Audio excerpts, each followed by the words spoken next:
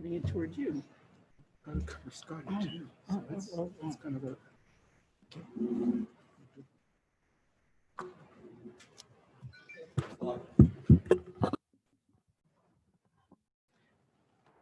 Hey, good evening, everyone. Thank you for your patience. I would like to call to order the Gateway School Board of Directors regular board meeting. Today is Tuesday, June 30th, 2020. Would you please rise for the Pledge of Allegiance? Allegiance to the flag of the United States of America and to the republic, one nation, under Hey, good God. evening, everyone. Thank you for your patience. I would like to call to order the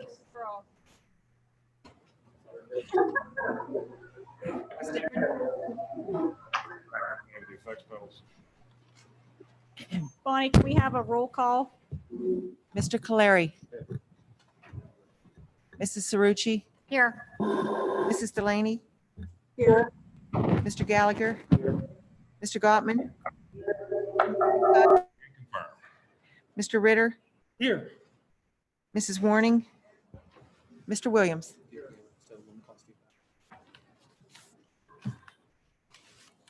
Okay, I would like to report before we get started that the board did have an executive session tonight to discuss mostly contract negotiations. At this time, I'd like to turn it over to Dr. Short for a little special item that's not on the agenda. Thank you, Mrs. Cerrucci.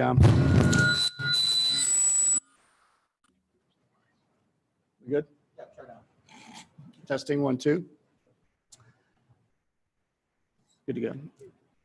It's my pleasure to have a student athlete, graduate, I should say, come down front, Miss Olivia Livingston. If you could join us down front. She has been acknowledged as the Post-Gazette Student Athlete of the Year for her swimming and academic accomplishments over the last calendar year, but I would also like to say historically over 4 years as a Gateway athlete. What she has accomplished, in my opinion, is second to none. I've had the pleasure of growing up in this district, being a part of a lot of student athlete endeavors and championship teams and seasons and individual accomplishments. But I can honestly say, I didn't touch it, Michael. The accomplishments of Olivia. Try it again. Her accomplishments, your accomplishments, have set the standard that I don't know if we'll ever see that again.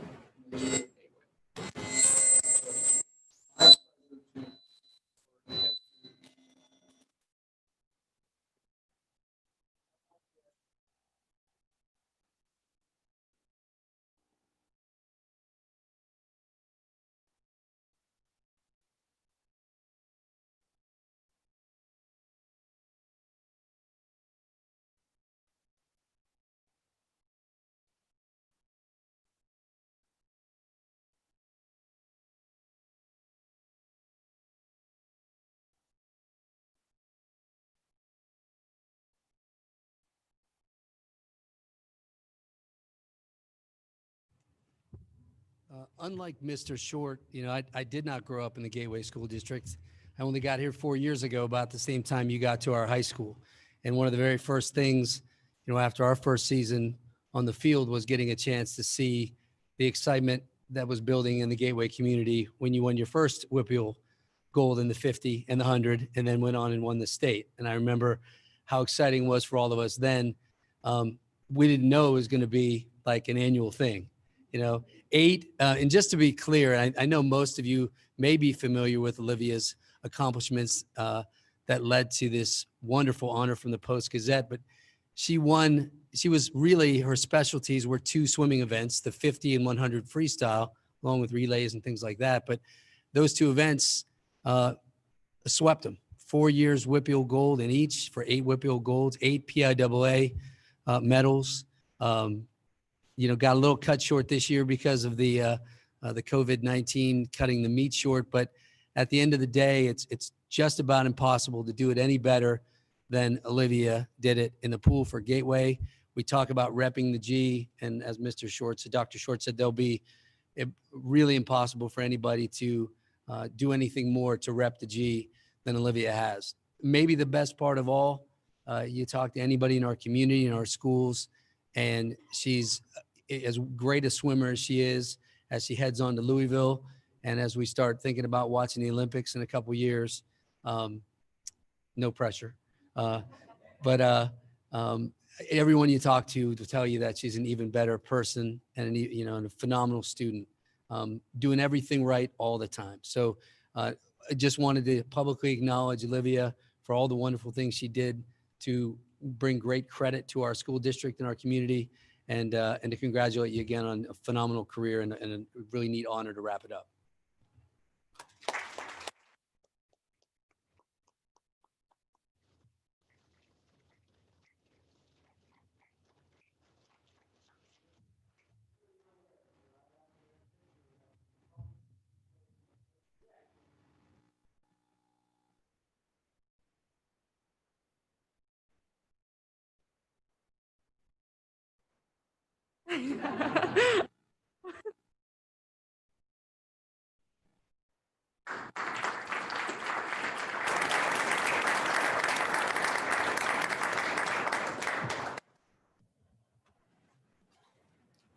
Okay.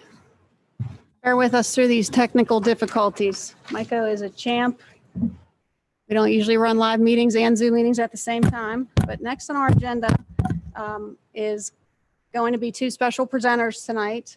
As everyone knows, on the agenda for this evening is our contract for our athletic trainer. And although the administration has made a recommendation on this contract based on financial and comprehensive services of one of the providers at board member request, we have invited the two companies to present 15 minutes each, so the public has a good understanding of what we have looked at, and then we will proceed with the agenda and have our vote. So first up, I would like to invite Allegheny Health Network to the microphone.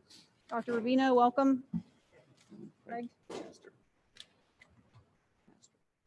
Craig McCaster. I want to get the last name correct. C-A-S. Thanks very much. Casters. My name is Dr. Mark Rubino. I'm president of Forbes Hospital, and this is Craig Caster, who is the supervisor of the sports medicine program. And Olivia, where are you going to school? Well, you got to study some medicine. We want a student athlete going into medicine. That's a phenomenal accomplishment. So we'd love to see you back here. Maybe an orthopedic surgeon. Who knows what we have in you? So congratulations. And thank you for the opportunity to speak. We've been your next door neighbor for the past 40 years, over 40 years. And during that time, there's no question that we've delivered probably a high percentage of your students and probably a number of your faculty. Being an OBGYN myself, I've probably participated in some of those deliveries. So I don't think anybody can speak, as sincerely about what we value in in the school district and the students. I've practiced at Forbes for about the last 34 years. In the last 11 years, I've actually been able to serve administratively. During that role, I served as chief medical officer, and I'm starting my 5th year as president. During that term, I thought it was instrumental that we strengthen the relationship between Forbes and the high school. We reached out to the high school. I reached out to Mr. Short, and we developed a number of programs that have, I think, been extremely successful. Working with Sherry Marasco, we have the AP biology students in our ICU. Working with Cheryl Kohler, we do health chats. We participated in your career nights trauma program, did prom promise, stop the bleed. And those programs have been really successful. We also have your student health physician contract through Forbes Family Medicine. So it just made sense as we've increased the integration of the hospital and the high school to consider the sports medicine program. And I do call it a program. It's a sports medicine program. We're not talking about an individual. We're not talking about just the athletic trainers. We're talking about our orthopedic surgeons. We have 2 orthopedic surgeons, one of which was trained at Harvard Sports Fellowship, and they're top of the line. They're highest quality. They can take care of somebody like Olivia without a problem, who's a world-class athlete. We have our sports medicine doctors that are non-operative. And we have our diagnostic and treatment facilities. And what we wanted to do is we wanted to offer those, that we could offer 2 trainers and all that background at a reduced cost for what you're experiencing right now. Now, how can we do that? Well, we can do that because of the economies of scale and the depth of our program. And we have to be fiscally responsible, and it's becoming increasingly difficult to do so. But ultimately, it is about the health and wellness of your student athletes. Your students, they're bigger, they're faster, they're stronger, and that only increases the risk of injury. So you need a lot of resources at your disposal. We can supply those, and we think we can supply those at reduced cost. I'd like to have Craig go through some of that program. Dr. Short, and to the board, I just, first of all, really want to thank you for this opportunity also to talk about sports medicine proposal. The slide that we're really focusing on is one team, one focus, and that's been a success for our sports medicine program for over 40 years in the region. We're actually the oldest sports medicine program in the region. We've grown from a grassroots standpoint because we take our time and we focus on communities that we feel that we can have great partnerships with. With all the facilities around Ford's Hospital, that's why we feel this is a great opportunity for us. Could you switch to the next slide, please? We really take a regional approach, and what we look at that from a regional approach is some of the things that Dr. Rubino has highlighted. Ford's Family Medicine has been here for a long time. The trauma center is the only trauma center in the region as part of Allegheny Health. And the biggest piece of it from our standpoint, from me as an athletic trainer, is sports medicine care that we provide, and we represent Allegheny Health Network in collaboration in communities that we are present in today. Go to the next slide, please. Our team physicians are a huge part of what we do, and that's why it's a collaboration, and that's why it's such a custom proposal. It's not just about athletic training services. Those physicians that are listed are very prominent physicians in this community. They specialize in sports medicine, trauma, concussion care, and non-operative sports medicine. Just as a side note, there's physicians on the below that work with Allegheny Health Network Sports Medicine are all Gateway graduates. Next slide, please.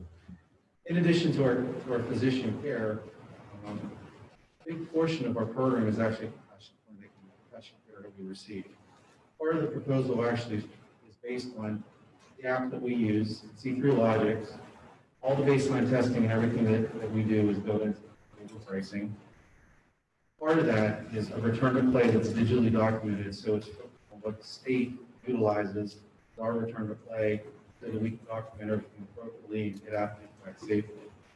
We also have an impact licensure. People that have other insurances and don't want to use the other services they can or can't use the services they can because of insurance limitations. Next slide, please. So what the proposal is really looking at right now, 2 athletic trainers to provide sports medicine coverage for the middle school and also high school activities.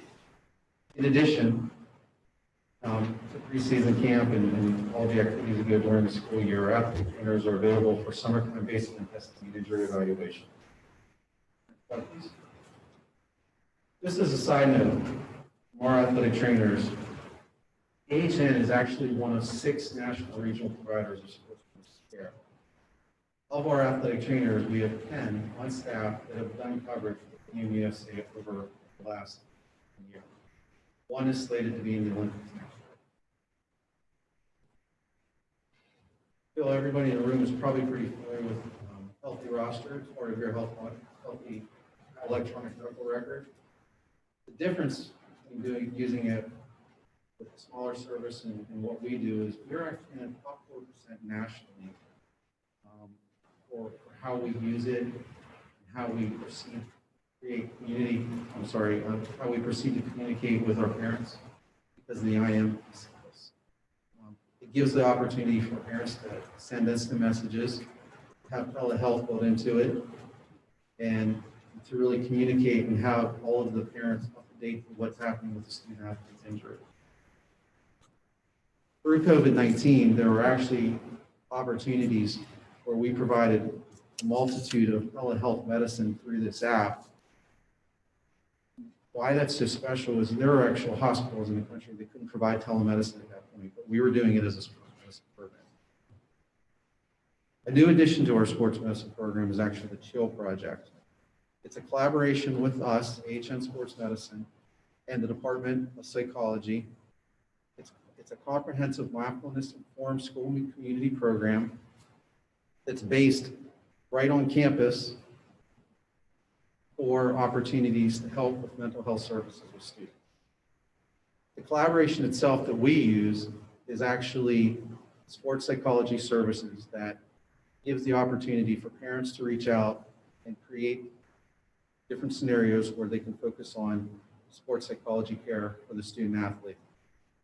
We all deal with student athletes who deal with anxiety, who deal with missed opportunities because they didn't have the right mindset going into it. This project can actually help those athletes, student athletes, to succeed in a better way. Go ahead, next slide. In addition to that, we have 2 telehealth opportunities. I mentioned Healthy Roster, and it's a good way for the AT and team physician services to connect. We use that, and that's a service that's built into the actual proposal. In addition to that, if people are signed up for My Chart or an escalated need, if it's something that really needs to have a visit, we can actually do it from a bill and insurance standpoint. Why this is important, if you think about concussions, you don't always want to have that student athlete drive in a car, look at bright lights, hear loud noises, because it's only going to help exacerbate the symptoms that they have. We can focus on creating good quality care with telehealth in those scenarios and really help comfort a student athlete, get them on their way quickly and safely. Next slide. Just briefly to look at our facilities in the Pittsburgh region, I think it's really important to really focus on what's east because we are east. But in addition to that, student athletes of the Gateway School District play a lot of different sports in a lot of different areas. And if they get hurt in a away venue, this is an opportunity for us to create that collaboration and take better care of our student athletes. Next slide, please. That's just a scattering of what it looks like over the regional map. And it's slowly growing every year. Next slide. Something else that's important is these are relationships we have in other communities. And if you notice, a lot of those schools are schools that student athletes at Gateway School District play against. What that provides from us when we go back to one team, one focus, we have all of those athletic trainers that are taking care of our student athletes to the best of our abilities. Next slide, please. So just to summarize, what our proposal really looks like is it's a focus on team physician services, 2 licensed athletic trainers, comprehensive concussion care, many locations in the east suburbs for care and expanded regional coverage, comprehensive athletic EMR and healthy roster, telehealth, collaborative sports psychology, and sports performance services, which I didn't go into, but those are opportunities that we can look into upon request. That's all I have. I want to thank you very much for your time, and I would really like to move with, again, can't focus enough on one team, one focus, because that's how we've been so successful. Thank you so much. Thank you. Before these gentlemen step away, I would like to open up questions from the board members while you have the opportunity for Craig or Dr. Mark. Any questions from the board? Just one, you went over briefly, I didn't catch the difference for those out of network athletes that may be coming. If they have another carrier or if they're underinsured or uninsured. Sure. So that's the advantage to working with a bigger health system. Number one, we actually accept more healthcare plans than any other in the region. In addition to that, we have charity care and programs that can help the underserved that we can focus on with those student athletes. Any other questions? Thank you. All right. Thank you, gentlemen. Thank you. Okay. Next up is E ESSMC, Dr. John Bonarotti and your team.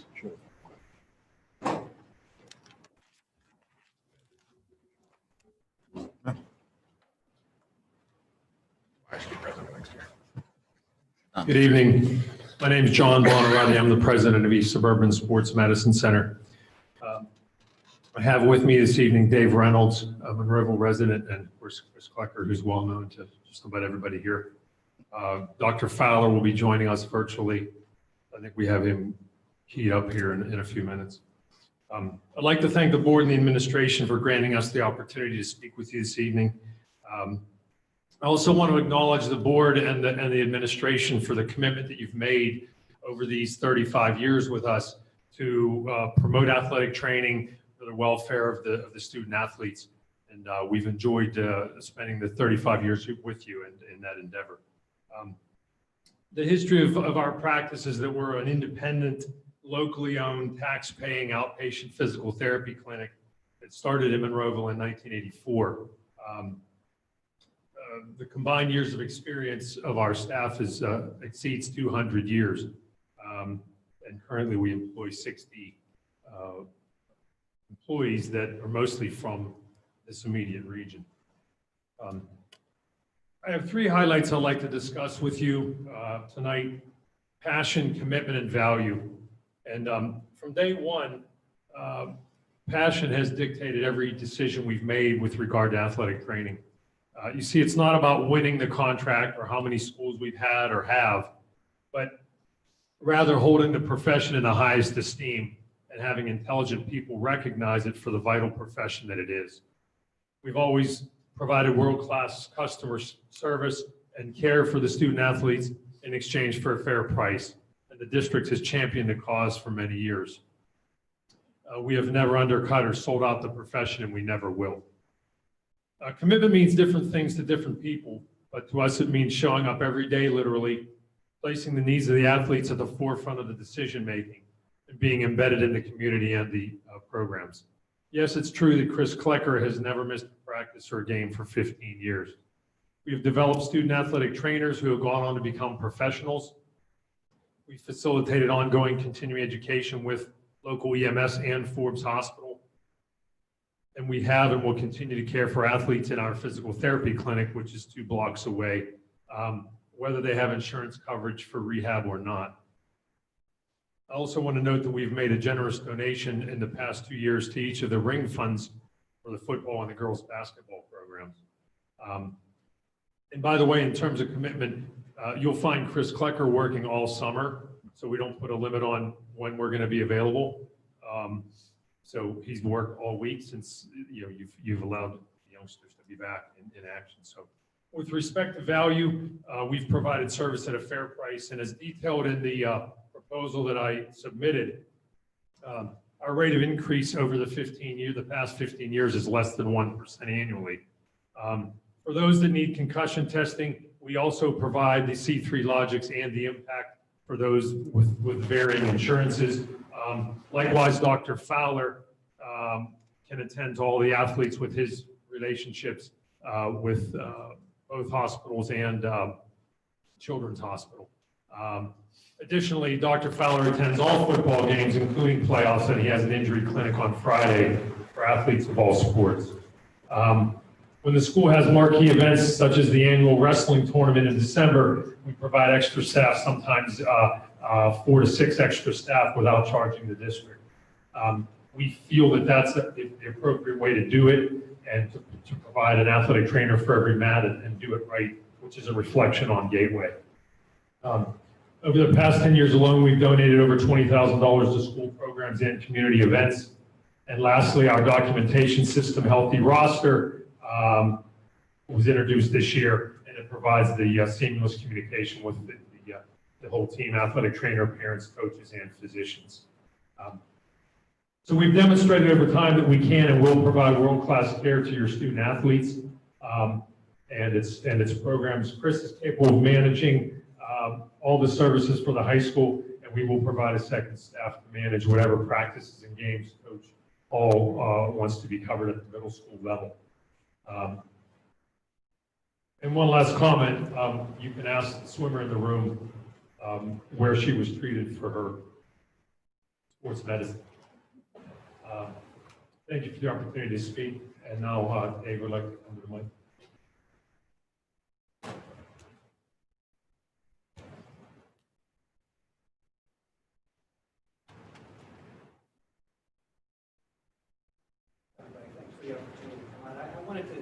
ask John for 2 minutes to speak to you. I kind of have a unique perspective on all this. I'm one of the assistant athletic trainers that help out when Chris needs their hands. I'm also a resident of the district. I'm also a parent of student athletes here at Gateway, past, current, and still coming up the pipeline. So I kind of have a unique perspective on all of this. I just really wanted to kind of share with you, Chris isn't one to toot his own horn so much, but to really make it clear to you kind of what you're getting and the all-star that we have here on the Gateway team. Chris, he's going to be the first one in the facility before the lights go on, before the first practice. He's the last one to leave when the lights go off. He's been here on weekends, evenings, Thanksgiving breaks. He's here in the summertime right now. So again, to find somebody like that who has that level of dedication to our kids, it's not easy. And we have an all-star on our team, and I think it's worthwhile now to try and make sure we keep him where he's at.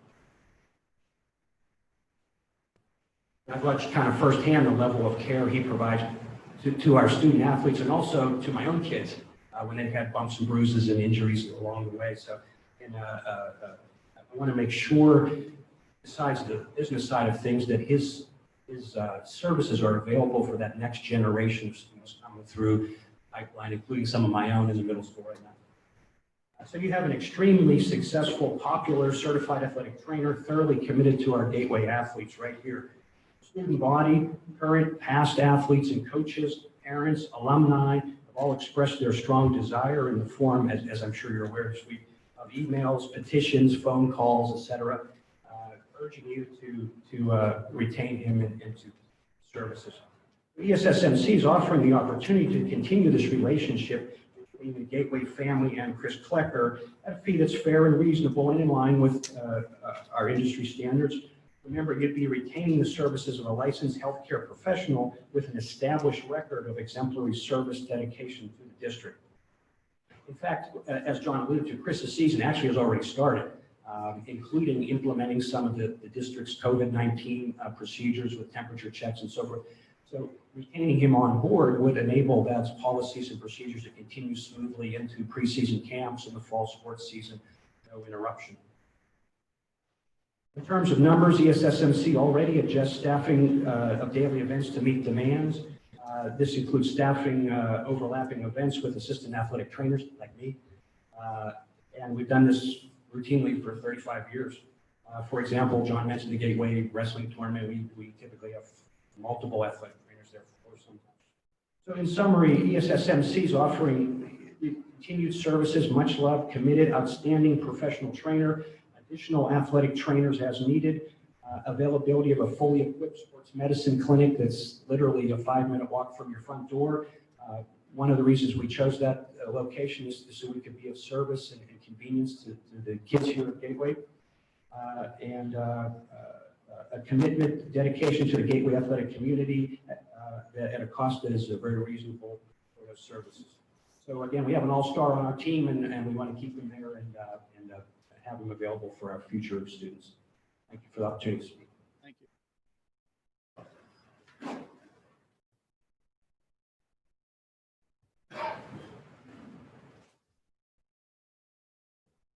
Hello. You guys all hear me? For those that don't know me, my name is Chris Klecker. I'm the athletic trainer here at Gateway High School. I'll make this kind of short and simple. I basically have 3 points I want to kind of go over. I think that are very important, especially the first one. First, and I think most important point that I have to make is about continuity of care. The continuity of care, I've been here for 15 years. We as a company have been here for 35 years. We know generations upon generations of kids. I mean, right now I'm seeing kids that, in 7th and 8th grade now, that when I first got here 15 years ago, their brothers or their sisters were, graduating high school. So I've seen generations. Now I'm starting to even see kids, when they're younger. So the continuity of care. You build a trust relationship, and that trust relationship goes between me and the doctor. Dr. Fowler, I'm very close with. He's a high top-notch orthopedic surgeon. I also have close contact with the doctors that they mentioned, Dr. Canal, Dr. Allman. So, going with us, we could still get kids that have maybe a different insurance to another doctor. I have them on call also. Dr. Fowler is our kind of go-to guy. He's our, team orthopedic physician. And like I think Dave said, or one of you guys said, he can actually see both insurances, whether it's UPMC or Highmark insurance, which really does help out. You build those trust relationships, and that goes from me to parent, me to doctor, me to coaches, me to student athlete, and then the other way around too. So when the parent with me, parent with coaches, it's a nice relationship that you develop. So it's nice to keep that continuity of care. In my opinion, the athletic trainer should actually really be hired by the school district. They should work for the school district. And then if you need extra people, then maybe go another way with that. Because then you have someone that's set in stone, that's there for possibly ever. And most athletic trainers that I know, they're very dedicated and they would be there probably for their whole career. My second point, excuse me, I think we kind of already reiterated about it, but I'll kind of talk more about what I've done as far as contributing to the district. Like they both said, we do have the C3 Logic concussion testing. I have those Allegheny Health Network concussion doctors on call also. I can get them in to see them. We do the impact testing also, and we can get in with UPMC doctors if that needs to be. As far as the contribution from me, is personally, I have actually, in my 15 years here, have mentored at least 7 that have actually gone on to be athletic trainers. So they're students that through the years have been with me. 7 I know for a fact have become certified athletic trainers, and I know 1 is now an occupational therapist. We have nurses, PTs. So the mentoring thing, and I really do enjoy doing that if kids are interested in learning about that. And we also have done that in the clinic also with students that maybe want a job shadow a physical therapist. If they want a job shadow an athletic trainer, they would come to me. They're more going toward maybe a physical therapy kind of career, and we've done that in the clinics also. And I really do enjoy mentoring individuals and kids. And the last point I would like to make is our quality of service. So on our staff, we have, I think it's 6 athletic trainers, right? And of those 6 athletic trainers, we range from the lowest 20 years experience, that's me, to up to 35 years of experience. So no matter who you get to come over here, me and the second person, we're going to have a lot of experience in what we're doing, and we're very confident in what we do. Thank you for your time. I think that you wanted Dr. Fowler to be able to present, correct?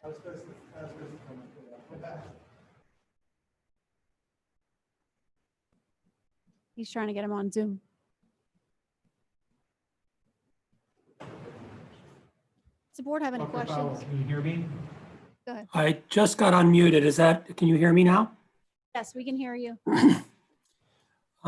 Dr. Short, Coach Hall, members of the board, I appreciate you giving me the opportunity to speak a few minutes here. By way of introduction, my name is David P. Fowler, MD. When I finished my orthopedic training at the University of Pittsburgh after doing a sports rotation and research with in the University of Massachusetts and with the Boston Red Sox, I started my orthopedic career at Sbrm Orthopedics in June of 1986. That fall, I was asked by then team doctor Rod Hartman, who was a pediatrician in the area, to attend the Gateway football games to assist him, as most of the injuries he was seeing were orthopedic in nature. In 1989, when Dr. Hartman left the area, I assumed the role of team doctor. This has been a labor of love, as I have become an honorary Gator. I have taken care of players who have become female college soccer players on scholarship, college football players, stockbrokers, businessmen and women, medical professionals, military officers, electricians, coaches, and professional athletes. It has been my pleasure to have done this as a community service. I not only have not received remuneration, but over the past 30 years, through initially East Suburban Sports Medicine, East Suburban Orthopedics, and then after I joined UPMC, we have given $30,000 in awards to Gateway athletes. This is because they deserve it. When I joined UPMC in the spring of 2007, I felt so strongly about Gateway and about being able to work with East Suburban Sports Medicine that it was included in my contract, that I could continue to do that even though it wasn't a quote UPMC school, and even though for other things they preferred that we use a UPMC facility. Felt strongly enough that that was part of the deal when they hired me. As the team doctor and as an orthopedic surgeon, I've been trained to reduce fractures and dislocations on the field, provide operative and non-operative care, as well as post-operative care, all of which I have done in my role at Gateway. Not all sideline doctors possess the skills, training, and experience to address such issues. I've had a great run at Gateway, and I hope to continue with that. I do indeed see UPMC insurance, but also virtually all of the Highmark products. I think every name but one on the list from AHN are colleagues of mine who are on speed dial, and they have no problems calling me, and I certainly have no problems calling them. Thanks to our team's success, I have averaged more than 10 football games per year for the past 3 decades, including home and away games, as well as playoff games. Thanks to Coach Hall, we've played an extra half season virtually every year lately, and I'm proud of that. It's somewhere around close to 1,000 athletic events. I hope to continue to be part of the Gateway Athletic success.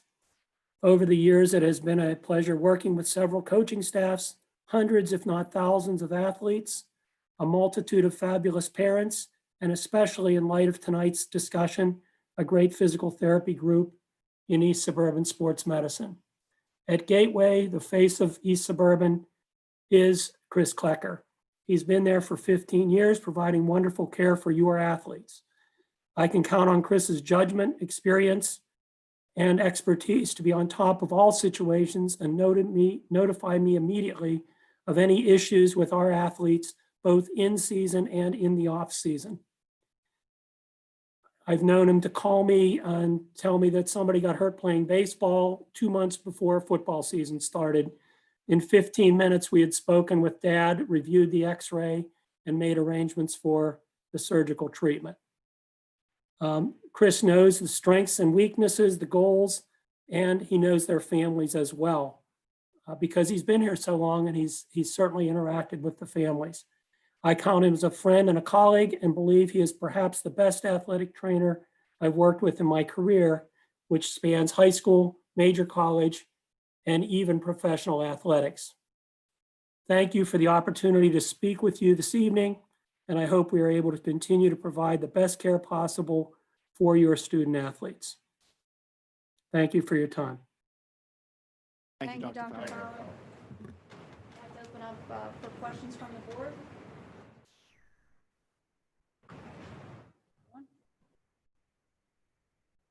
Okay. Seeing none, that's going to conclude our presenters. At this time, we're going to move on to comments from residents on agenda items. And we do have a few people who signed up to speak. We have 5 or more, which means that you are allotted 4 minutes for your comments. And the first on the list would be Holly Spallone and Mark Spallone.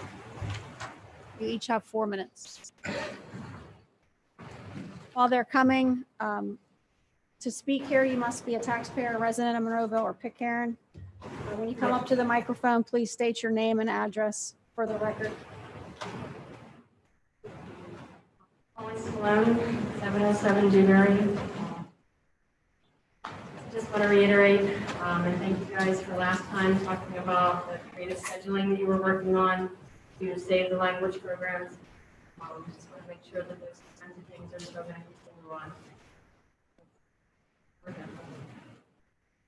Mark Spillane, same address, same message. I just want to say thank you for creative scheduling the district and allow the language program to continue, especially Latin and German. Thank you. I mean, I can come back with it. You got like 3 minutes. George Lepsovich, you are next, sir. A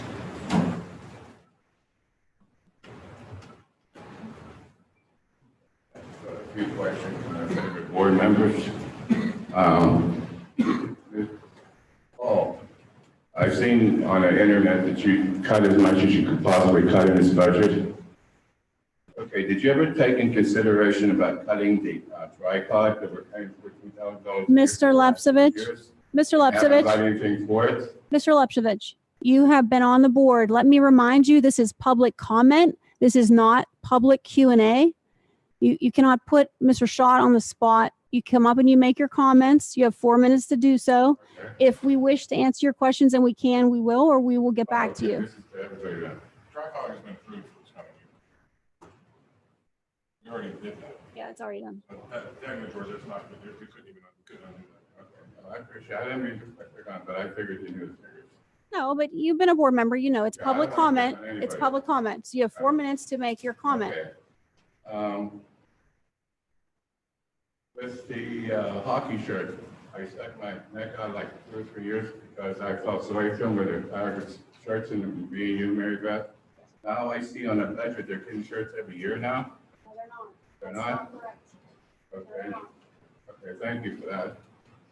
And we got a magazine out there, Monroeville magazine for our students and everything. We're paying $25,000 a year for it. Couldn't we put that stuff on the internet for the kids to read instead of us paying out $25,000 for the magazine? Great idea. Appreciate that. And, okay, the middle school, I heard, is on ice right now, right? For rehab? Okay.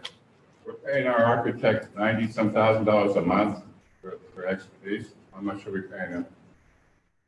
Can you just kind of give us all of your comments and questions, and then maybe we can go through some of them? Okay, I just seen we paid them so far $400-some thousand. Now we're in the freeze. Are we gonna still keep on paying them while this freeze is going on? Okay, what else, Mr. Lepsovich? I'm That's not it, going to huh? sit here and have a Q&A with you. I mean, I said I'm not going to sit here and have a Q&A with you. We don't do that for all the Oh, that's residents. it. Is there anything else? Okay. thank you. Thank you.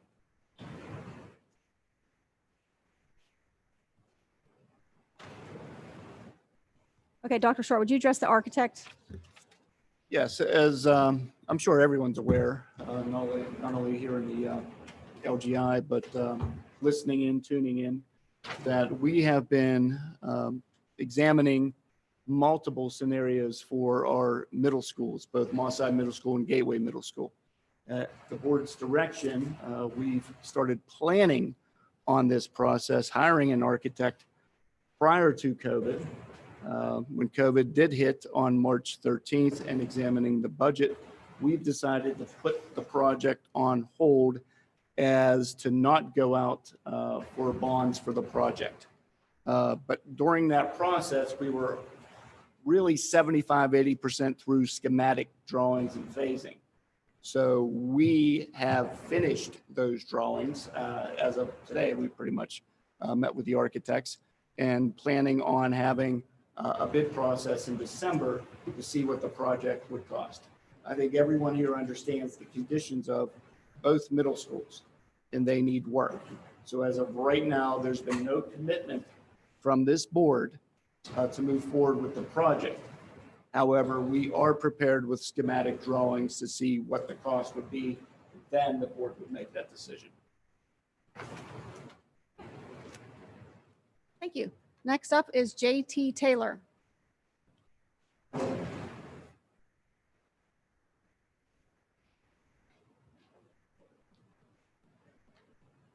It's like you haven't been lifting during the COVID.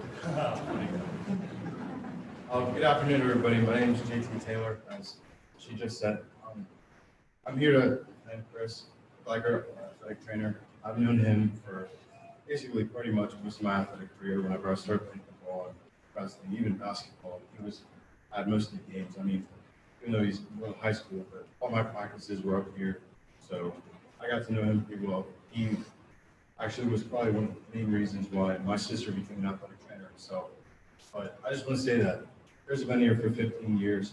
I've heard nothing but great things through all the families that we were here. Like my family, Broncos, even Jason. He had a couple siblings come through, but there's just so many families that are in his fence, like are on his side, because it's all good things about him. Like I've never heard anybody bad talk Chris, nothing. Like he's just a great guy. He's always here. And I know that if I get hurt in a game, that if I see him, I know I'm gonna be okay. Like I've always known that he's had my back and he's gonna take care of me no matter what happens to me. I could be in probably the worst situation possible, and he'll make me laugh. Like he is that kind of guy that can turn any bad situation good. And along with our coaches, Coach Ivy, even Coach Hall over there knows that like as a team, like the football team, we take care of Chris, like no matter what happens. Thank you. Thank you. Thank you, JT. Is there anyone else who did not sign up in advance who wishes to speak on agenda items at this time? Okay, seeing none, I think what I'm gonna do now. Go straight to the item. No. I think what I was going to do now was suggest that it's a little bit awkward and out of board routine to have two competing vendors sitting here for a meeting. And if they would like to leave and not sit here for the rest of the meeting, I want to give them an opportunity to do so without being awkward. If they would like to stay, they are welcome to stay also. But I just wanted to interrupt that because we are going to have more discussion on this when we get to the administrative resolutions. But we do have a couple things on the agenda. So I just wanted to allow them the opportunity to do what makes them feel comfortable. Okay. The next item on the agenda is Section A, minutes of previous meetings.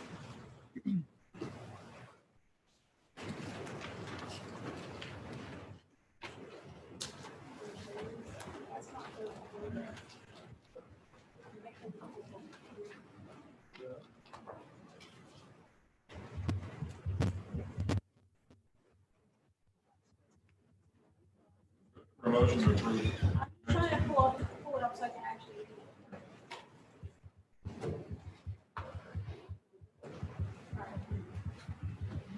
Resolved that the Gateway School Board of Directors approves the minutes of the following previously held meetings. Study session meeting, May 12th, 2020, regular board meeting, May 19th, 2020, Budget and Finance Committee meeting, May 21st, 2020, Budget and Finance Committee meeting, June 2nd, 2020. Is there a motion to approve? Motion by Mr. McIntyre, second by Mr. Gottman. Are there any addendums, changes to the minutes? Always consult Mr. Ritter on that. He is our minute expert. Any addendums, sir? Seeing none? Roll call. Mrs. Cerrucci. Aye. Mrs. Delaney. Aye. Mr. Gallagher. Aye. Mr. Gottman. Aye. Mr. McIntyre. Mr. Ritter. Aye. Mrs. Warning. Aye. Mr. Williams. Mr. Caleri. Aye. Okay, motion carries. Bonnie, do you have another copy of this for Dr. Short by any chance? Board agenda.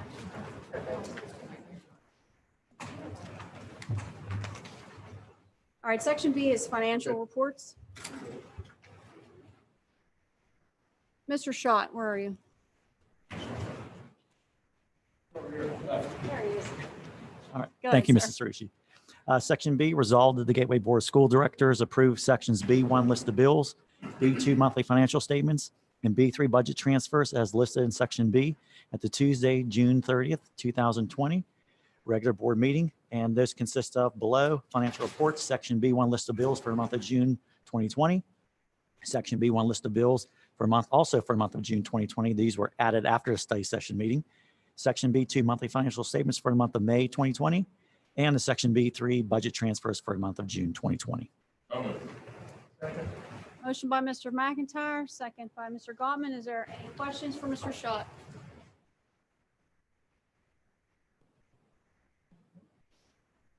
Okay, seeing none, roll call, Bonnie. Mrs. Delaney. Aye. Mr. Gallagher. Aye. Mr. Gottman. Aye. Mr. McIntyre. Aye. Mr. Ritter. Aye. Mrs. Warning. Mr. Williams. Mr. Caleri. Mrs. Cerucci. Aye. Motion carries. All right, motion carries. I don't have any items tabled for section C, so we'll move on to section D personnel agenda. Mrs. Crump. Have to multitask. Resolved that the Gateway Board of School Directors accepts and approves the personnel agenda items 1 through 11 as listed in section D for the regular board meeting of Tuesday, June 30th, 2020. Under resignations, we have 4 to be presented this evening. Under leave of absence, we have 5. Collective bargaining agreement transfers, there are also 5. Number 4, we are recommending the appointment of Michael Jackson as the head principal for Gateway Middle School at a salary of $112,000. Section 5, approval of athletic supplementals, authorize the second payment for spring athletic supplementals in the amount of $47,428. Under the early literacy, we do have 2 additional teachers that we're adding to the program for this summer. You also will see the issuance of the fall supplementals that will begin in the next month. We have 2 volunteers. We also have the curtailment or alteration of educational programs. Approved that the Gateway School Board of Directors accepts and approves the curtailment or alteration of the district's educational program and elimination of professional positions for the 2021 school year. Whereas the Gateway School District has made aware of projected changes in enrollment in certain grade levels and buildings within the district for the school year 2021. Whereas as a result of these projected changes, the Board of School Directors has reviewed necessary adjustments in staffing needs in various buildings for the 2021 school year, including but not limited to, oops, went too far. The elimination of certain positions, and whereas the superintendent has recommended a curtailment and alteration of the district's education programs in order to improve and to conform the organizational standards and in order to move effectively and efficiently utilize the district's educational resource. Whereas such adjustments in staff positions are in conformity with the terms of this collective bargaining agreement between the school district and the Gateway Education Association and the Public School Code of 1949 as amended. Now therefore be it resolved that the Board of School Directors hereby authorizes the curtailment or alterations of the district's educational program and abolishes the following position with the school district effective June 30th, 2020. We are recommending the position elimination of French and Spanish at Gateway High School and Gateway Middle School, Latin at Gateway High School and Gateway Middle School, German, a Family and Consumer Science at Gateway High School, 0.5 Science at the Gateway High School, a Math that we're going to absorb through attrition at Gateway High School, a 6th grade position at Moss Side Middle School, a 4th grade position at Cleveland Stewart, and a kindergarten position at Cleveland Stewart. The superintendent of schools or his designee shall take such other action as may be necessary or appropriate to carry out this resolution, included but not limited to notifying the affected individuals in writing or of their procedural rights to challenge these decisions, as well as the adoption of the resolution. Under Section 10, we're recommending the elimination of support positions for the 2021 school year. These are all through attrition. 1 is for a staff nurse, 4 paraprofessionals, and a custodian. We are also recommending the elimination of some supplemental positions for the 2021 school year as listed. We have both academic and athletic. Okay, thank you, Mrs. Crump. Is there a motion to approve? I need a motion and a second before we can have discussion. Always bellow it out. Nobody else will if I don't. Second. Thank you, Mr. Caleri. I have a motion by Mr. McIntyre, second by Mr. Caleri. Now, is there a discussion? I know there is. Want me to start it off? Okay, I'll start it off. I have a question, Mrs. Crump. If we issue now supplemental contracts for fall sports. And we have a surge in COVID-19 and fall sports become canceled. Are we going to be required to pay full supplemental price to all of these coaches like we just had to do with our spring sports, which were canceled? I'm going to defer to our attorney to answer that question because it is through the state that it was directed. Okay, so according to, I'm gonna take that off. I'll sit back. According to Act 13 that was passed after the pandemic happened and the governor came down with, closures. As a result of that and the way the language is written, as of March 13th, if you were hired by the school district at a certain position, the way the act was written, that you were entitled to your entire pay, even though you did not perform the services required. It was our legal position that they should be paid because of Act 13. However, that ends June 30th today.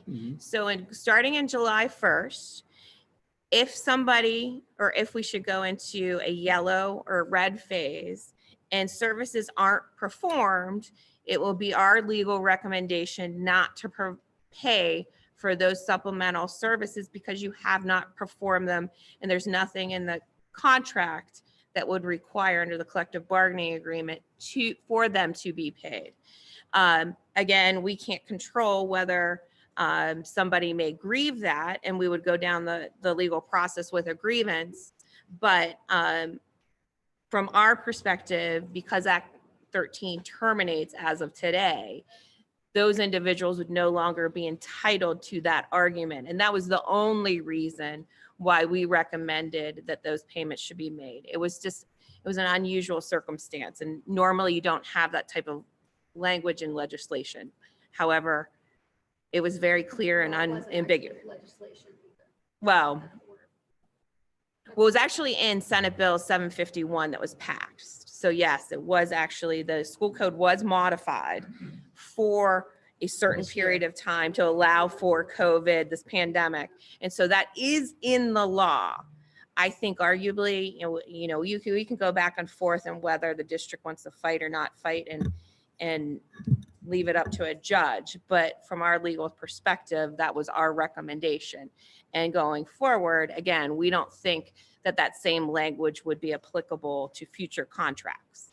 So let me ask you this, Chelsea. What if they would reenact Act 13 because this was after the fact? Correct. So that is something that the board has to take into account. And we can't speculate. I'm just telling you what it is now. And again, you guys passed those contracts prior to March 13th, the date in which Act 13 reflected, but they specifically, the legislature went out and there was so many lobbyists from the teachers unions, and rightfully so, to get paid.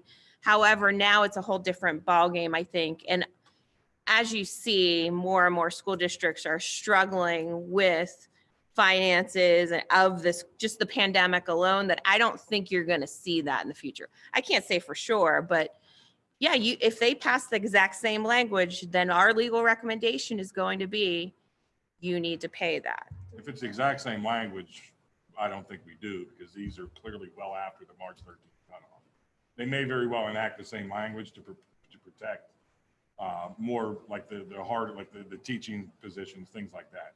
I think in the future, what you will see, if there's some type of lobbying going on for teachers to amend the school code because of the pandemic, you will see that it would probably be characterized as professional employees will be paid versus, and they'll start eliminating, unfortunately, possibly paraprofessionals and others, certain custodians and things like that, if kids aren't returning to school. So I think it would probably be more specific if it should come down the pike at all.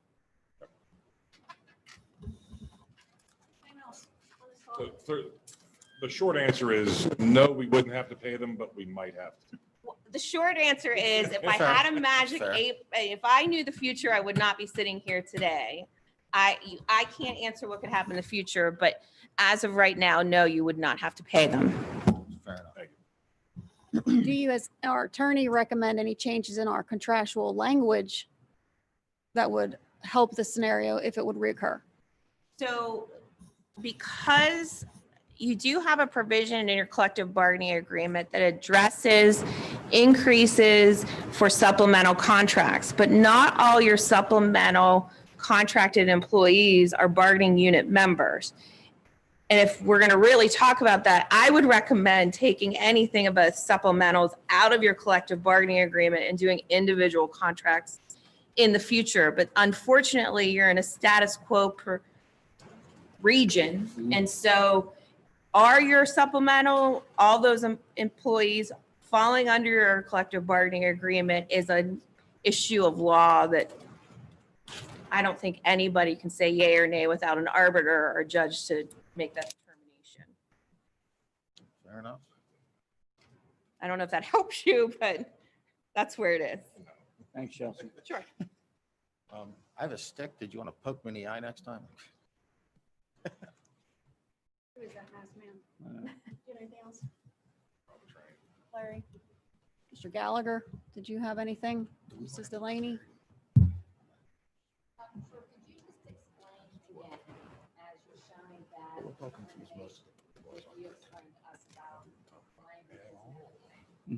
About it's not elimination, curtailment. Could you explain that again?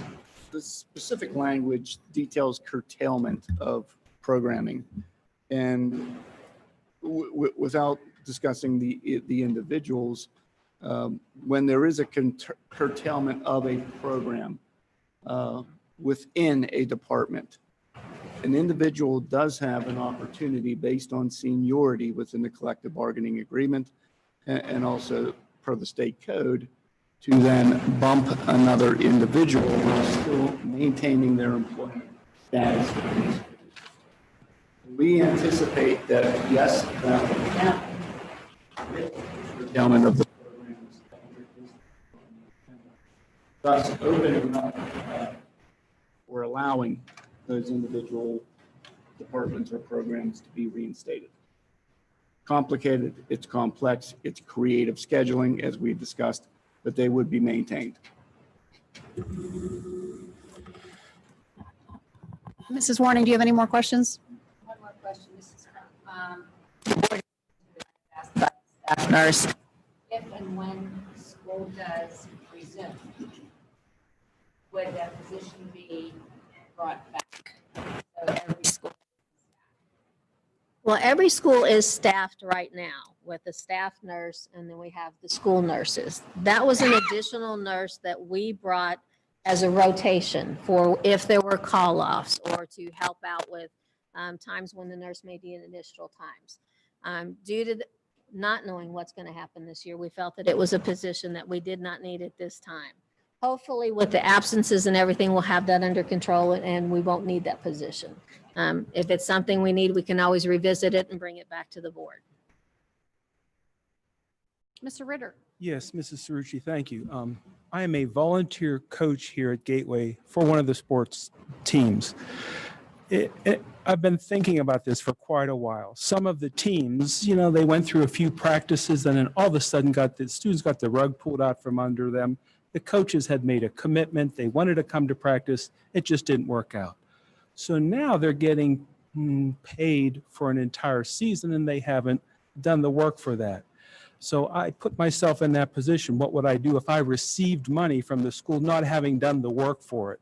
Now, on the one hand, you could say, well, it's part of the contract and the letter of the law says you should, you know, be paid because you set that time aside to work and you could have worked somewhere else had you not made that commitment. On the other hand, if it were me, I would find a way to give that money back or not take it. I don't know how to do that. You know, donate it to some fund or something. Just find a way to give it back to the team somehow. Be creative. That's what I would do if it were me. Very nice sentiment, Mr. Ritter. Thank you. Anybody else? Ms. Delaney, I see your eyes. Do you have anything?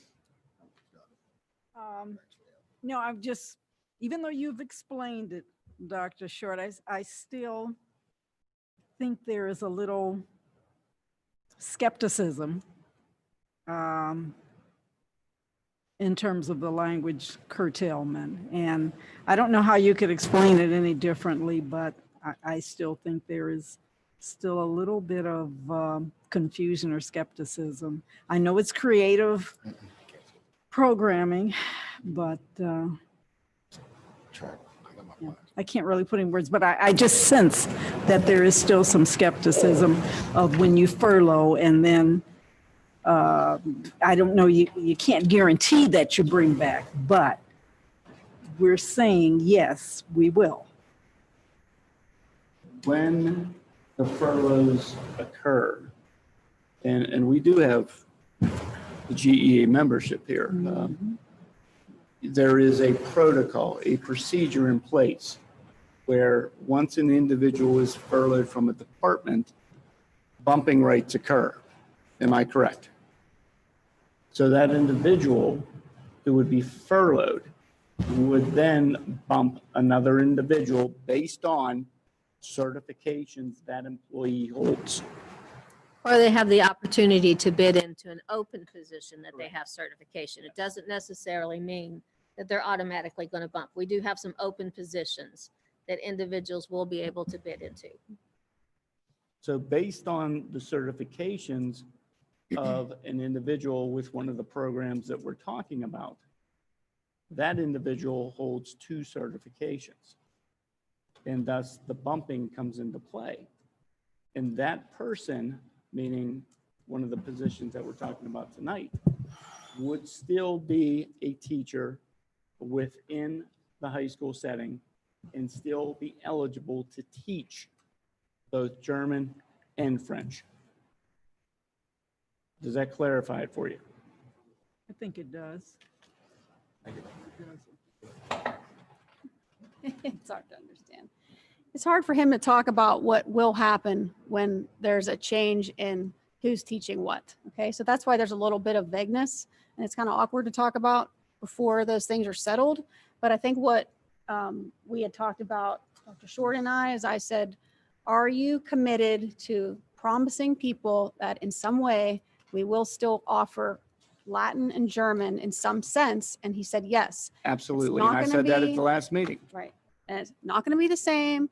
It's not going to be full-time Latin teacher. It was actually a half-time Latin teacher last year. It's not going to be full-time German teacher, but he is committed to offering those classes in some way, which means a face-to-face teacher. But that doesn't mean that there won't be a combination of combining classes or something creative, maybe even some online stuff.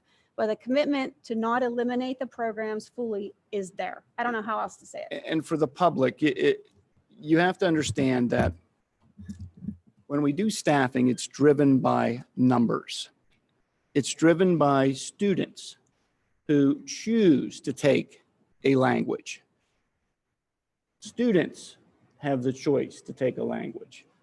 Last year, as an example, we had 29 students in the high school choose to take Latin. The district offered Latin with a full-time instructor. When you do the math of 6 periods, that equals roughly 5 students in a classroom that we were offering Latin. The district has been committed to offering those programs, understanding that other languages, such as German, such as French, numbers have dramatically declined over the last 10 years, dramatically. So this district remains committed to offering it, but we must do so in a fiscally responsible way in order to ensure that we're offering the 4 languages, which is unheard of in many districts throughout Western Pennsylvania to offer 4 languages. Right, and so if I can expand on the cost, our job is to manage taxpayer money and to try to make the best decisions with your money for the school district. So if you have 39 kids taking Latin and you have 230 some kids taking Spanish, what that comes out to be is it costs us about $2,000 to put one student through Latin. With your taxpayer money, and it costs us about $200 to educate a student in Spanish. So when we're faced with a crisis of unknown proportions through COVID-19, and we have to look at areas we can cut, when we have a class that has 29 kids who want to take it versus 230 to 250, you can see the financial decision. 2,000 students, $2,000 per student, $200 per student.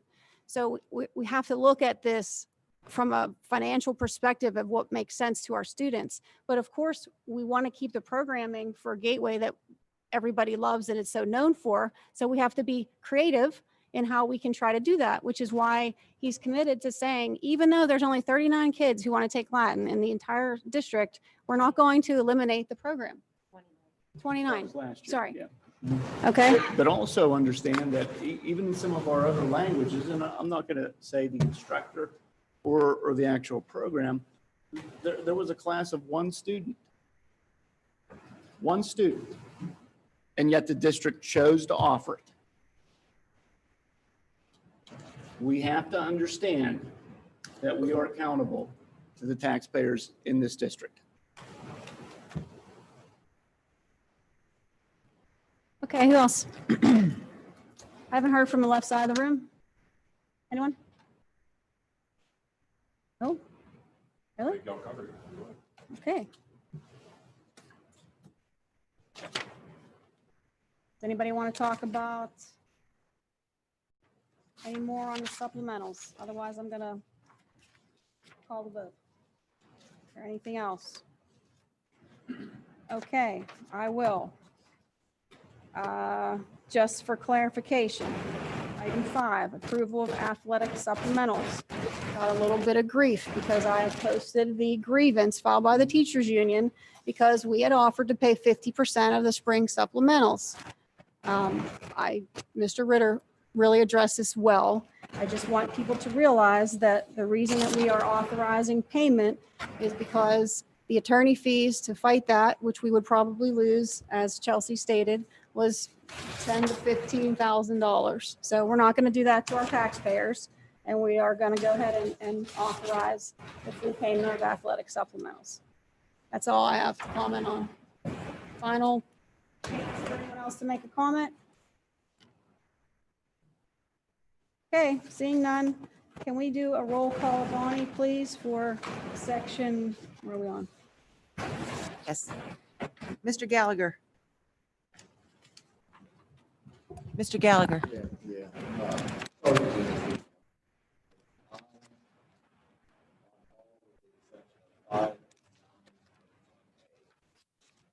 Five, 9, and 10. Sorry. A. That would be a no on those. Very good. Mr. Gottman. Mr. Gottman.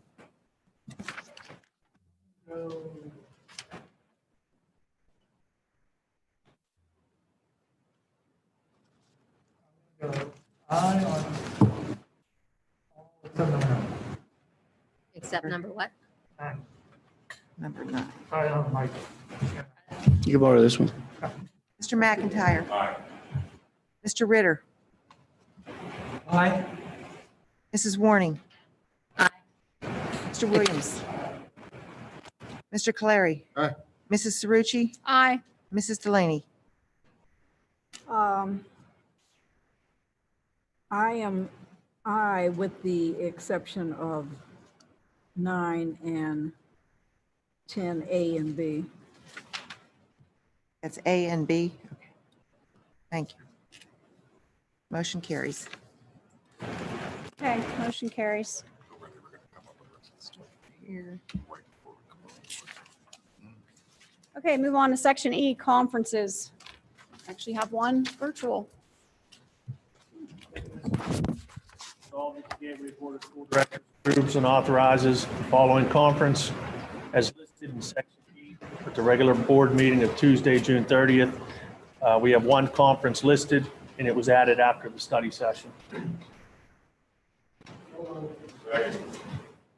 Motion by Mr. Williams, second by Mr. McIntyre. Any additional questions for Dr. Chaky? Whenever you're ready, Bonnie. 1 second. start with? Mr. Gottman? Mr. McIntyre? Mr. Ritter? Aye. Mrs. Warning? Aye. Mr. Williams? Mr. Caleri? Aye. Mrs. Cerrucci? Aye. Mrs. Delaney? Aye. Mr. Gallagher? Also, Bonnie, for the record, as Dr. Chaky was speaking and Mr. Ritter graciously reminded me that in our executive session, he presented a required safety and security report to the board. That is a requirement, so I want it noted for the record that that was covered in our executive session. I'm sorry about that, Dr. Chaky. Required under Act 44. And security. Section F is administrative reports and resolutions. Dr. Rossi? Items number 1 and 2 are ed tech team agreements for professional development, for technology. 2 separate agreements due to 2 separate funding sources. Item number 3 for the dynamic learning project, we ed tech team partnership agreement. Item number 4 for the iReady assessment pilot for K-12 use for both reading and math. That's pending some logistics with iReady. Item number 5, approve the artificial intelligence agreement with Ready AI for high school course. Item number 6, approve the agreement with EduPlan for curriculum planning and professional development modules.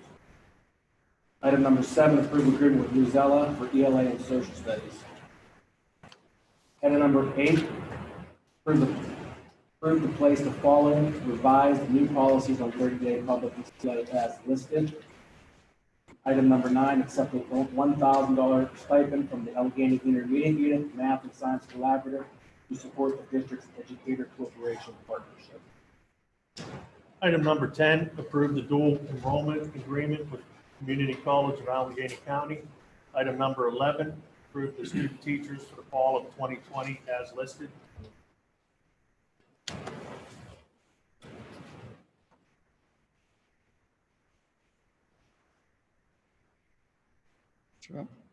Item number 12, approve the district's purchases and payments for the following department items during the 1920 fiscal year. And this was added after a study session meeting. The My Perspectives English Language Arts Student Edition in the amount of $23,075.03. Pick number 13. Item number Aviva Healthcare Nursing Services Agreement as depicted in Exhibit B, C, and D. Heather. That was Heather Mrs. Bungard. Bungard. Item number 14, approve the increase in the price of all elementary and secondary student school breakfast by 5 cents for the 2021 fiscal year to ensure the district's compliance with Section 205 of the Healthy Hunger Free Kids Act of 2010. And those increases are depicted in the exhibit. Item number 15, approve and adopt the final cafeteria fund budget for the 2021 fiscal year in the amount of $2,053,000, reflecting an increase in expenditures of $93,000 or 4.74% more than the cafeteria fund budget for the 1920 fiscal year. Item number 16, approval of final general fund budget for the 2021 fiscal year. Approve and adopt the final general fund budget for the 2021 fiscal year in the amount of $76,005,000, reflecting a decrease in expenditures of $1,264,000 or 1.64% less than the general fund budget for the 1920 fiscal year. The final general fund budget does include a 1.50% increase in the district's real estate tax millage rate. Thus, the real estate tax millage rate will increase by 0.2980 mils to 20.1655 mils for the 2021 fiscal year. The 20.1655 mils is the equivalent of $2.01655 on each $100 of assessed valuation of taxable real estate property in the district. Note the district will be required to utilize unassigned fund balance in the amount of $561,000 in addition to above tax increase, which generates approximately $672,000 in additional revenue in order to balance the general fund budget for the 2021 fiscal year. Item number 17 is the approval of the homestead and farmstead exclusion real estate tax assessment reduction for 2020. And I will not read the entire resolution other than say that Those eligible homesteads and farmsteads in the municipality of Monroeville and the borough of Pitcairn will each receive a reduction of $183.10, which is the equivalent of $9,079.86 in assessed valuation. Item number 18, approve the payment of all applicable district bills by the business manager for the month of July 2020 in accordance with board policy number 616 via the section B1 list of bills for the month of July 2020. Item number 19, approve the preliminary allocation amounts of federal title funds for the 2021 fiscal year for the following programs and the amounts as indicated below. Item number 20, approve the renewal of the waterfront learning program and the pricing addendum rates between the Allegheny Unit number 3 and the district to provide a cyber school student learning format during the 2021 fiscal year, and that's depicted in Exhibit E. Approval of the renewal administrative fee payment for the current Better Unemployment Compensation Comprehensive Program through the Pennsylvania School Boards Association for the 2021 fiscal year, and that's depicted in Exhibit F. Item number 22, approve the 60-month lease agreement for the continued lease of the district's postage mailing machine through Quadrant Leasing USA, Inc. for the monthly payment amount of $319.50, and that's depicted in Exhibit G. Item number 23, approve the athletic trainer services sports medicine agreement for athletic trainer services with Allegheny Clinic or Allegheny Health Network for a term of 5 years, effective from July 1st, 2020 through June 30th, 2025, as depicted in Exhibit H. Item number 24, approve the Head Start program located at Evergreen Elementary School and the Pre-K Counts program located at the Mosside Middle School, sponsor-to-sponsor agreement with the Allegheny Unit number 3 for the district's food service department to provide breakfast and lunch service to applicable students participating in the two programs during the 2021 fiscal year, and that's depicted in Exhibit I. Item number 25, approve the agreement for the district's continued participation in the Pennsylvania Department of Human Services administered school-based access program in accordance with the terms and conditions and applicable fees for the 2021 fiscal year as depicted in Exhibit J.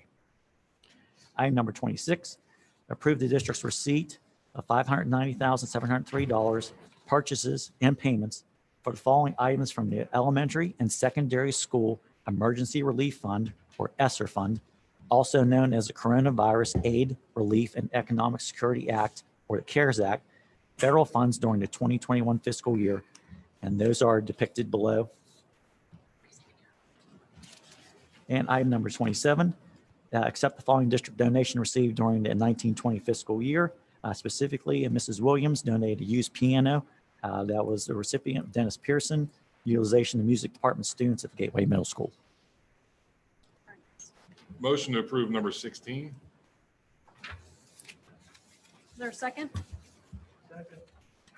Motion is second for item 16. I'd like to open up for discussion for item 16 only.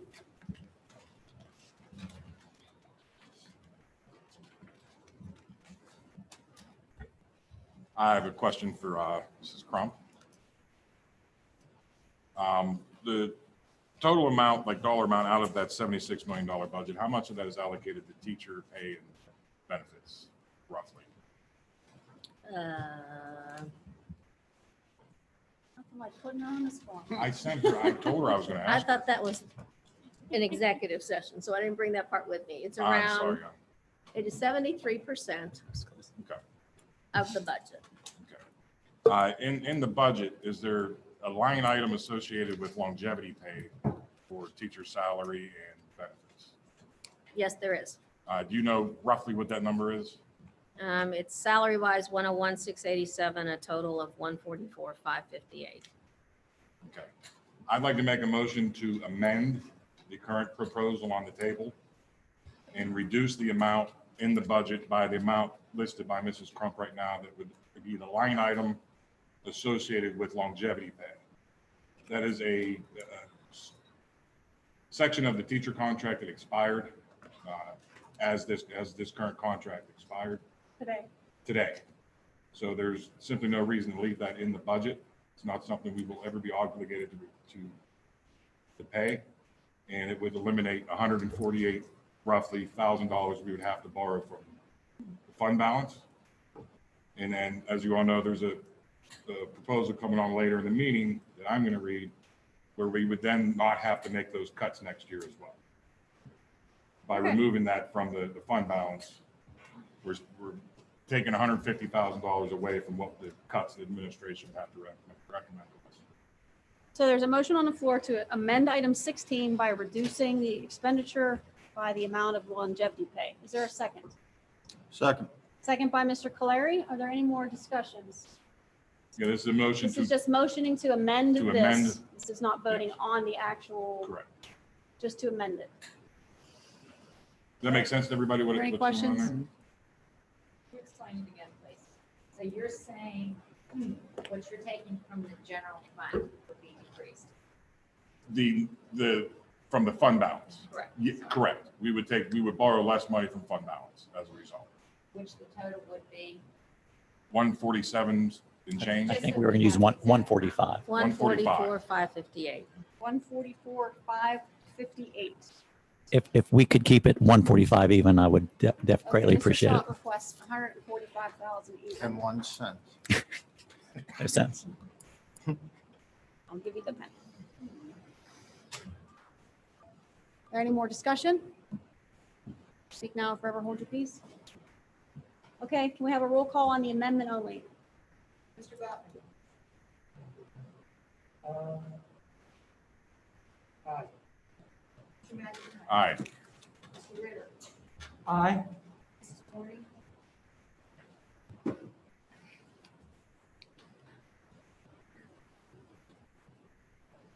Corey?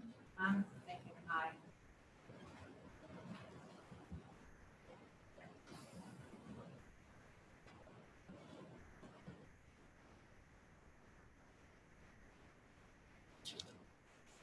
Mrs. Aye. She said I'm, aye. I'm sorry, she didn't hear you. Mr.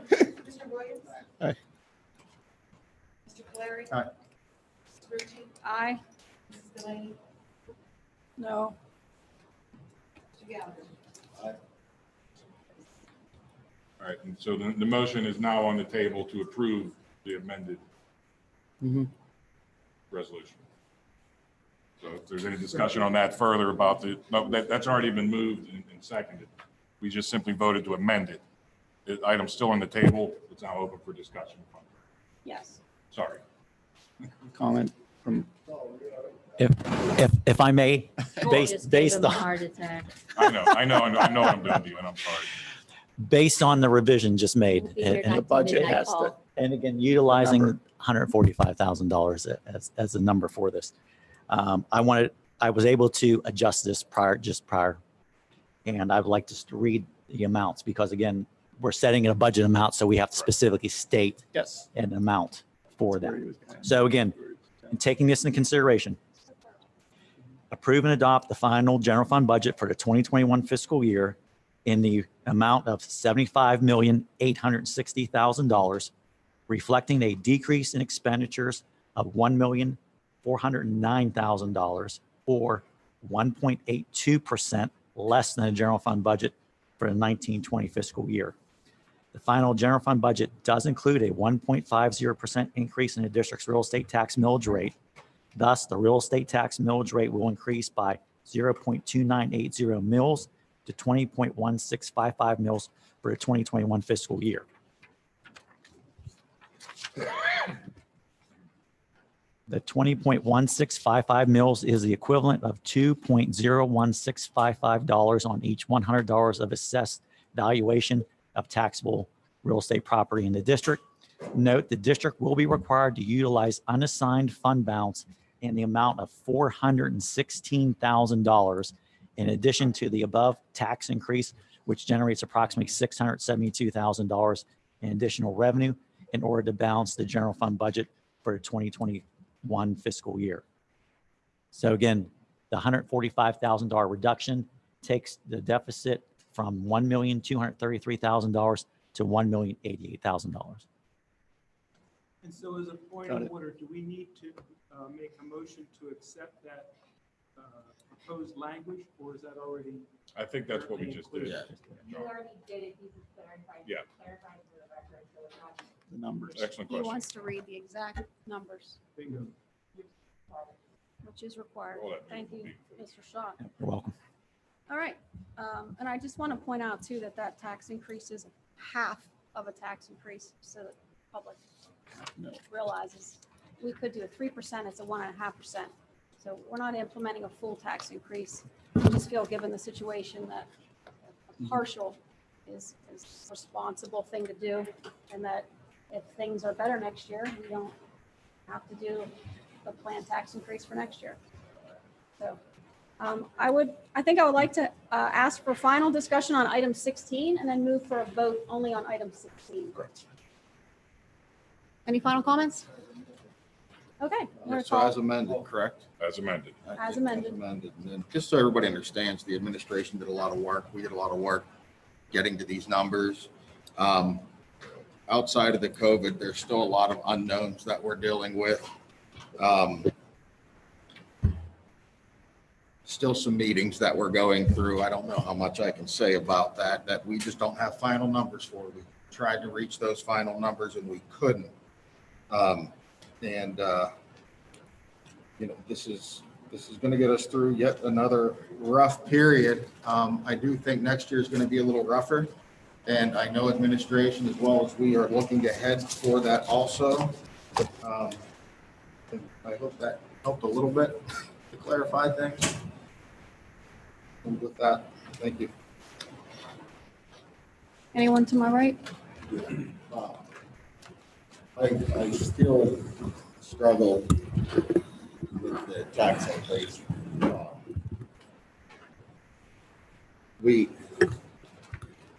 There are still far too many people out of work. We're now rolling back where people that were called back to work are being laid off again. There's no payroll protection plan out there now. There's no new CARES Act being discussed. We still have an economy that the stock market may look great.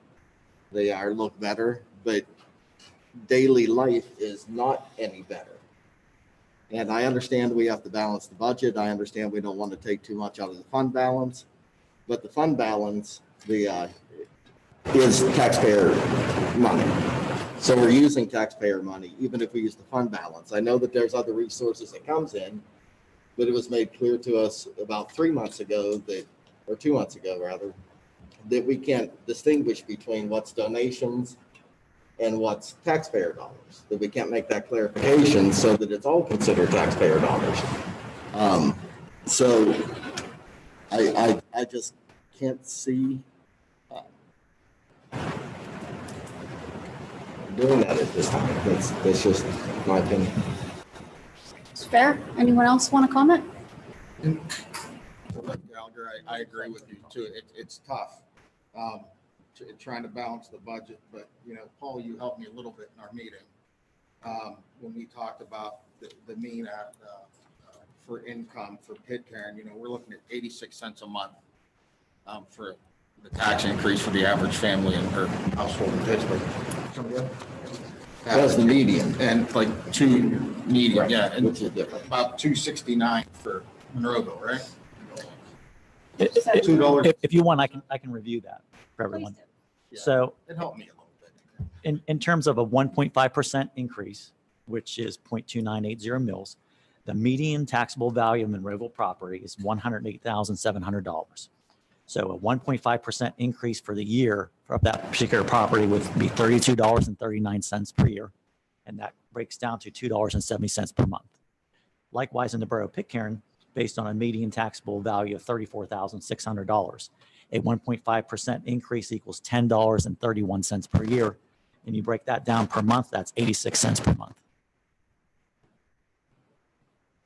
I think that covers the residential section. Right. My concern is for the business district of Monroeville. It's the lifeblood of our funding. And I personally think that right now, and I've said it numerous times, any kind of a tax increase right now is going to, I think in the long run, have a negative net effect on our revenue from our business tax base. So accordingly, Paul, what is the relative ratio between the amount of money we get from businesses versus the amount of money that we get from residences? What's the relative ratio? I have that, Paul, I gave that because to. I asked him that a couple calculated weeks ago and he emailed it to me. Thank So you. it is 13,094 total of all Monroeville and Pitcairn properties, 12,036 residential properties, and 745 commercial properties. So if you combine Monroeville and Pitcairn, the residential is 91.92% and the commercial properties are 5.69%. So about 90% of the monies come from residences. About 10% come from businesses. Now, that's There's a not couple to say percents not missing there everybody's in your, in a tough position. Businesses and residences are all in a tough position. So this is our attempt here at the district to try to do what we can to spread the pain equally as well as possible. That's all. Yeah, I think when we talked about this, we all struggled with this budget for months. I mean, the administration, the board, everybody involved it's really been a struggle, and it's been a struggle to try to even get a consensus with 9 of us on what to do. But I think my perspective was we need to try to share the load of this pandemic. So how do we share the load? Well, we've asked our teachers to take a pay freeze. We've asking the taxpayers to pay a little bit of taxes, but not a full tax increase. And we've cut things from our budget, including a little bit of staff and some of our programs and a lot of things that we were going to do to improve our school district. So I feel like we're hitting every area and we're trying to share this unknown load throughout everyone. So nobody takes a tax increase lightly, just like we don't take curtailing programs lightly, just like we don't take losing a staff member lightly. But we have to balance a budget. We've tried to do the best that we can. Mr. Schott is phenomenal at analyzing data because you realize that we've never had an epidemic like this as in our lifetime, okay? And so there's not a lot of data on how to predict how this is going to impact our budget. So there were so many reports that he had to read of people trying to make projections on how we can try to determine what it's going to look like. We don't know.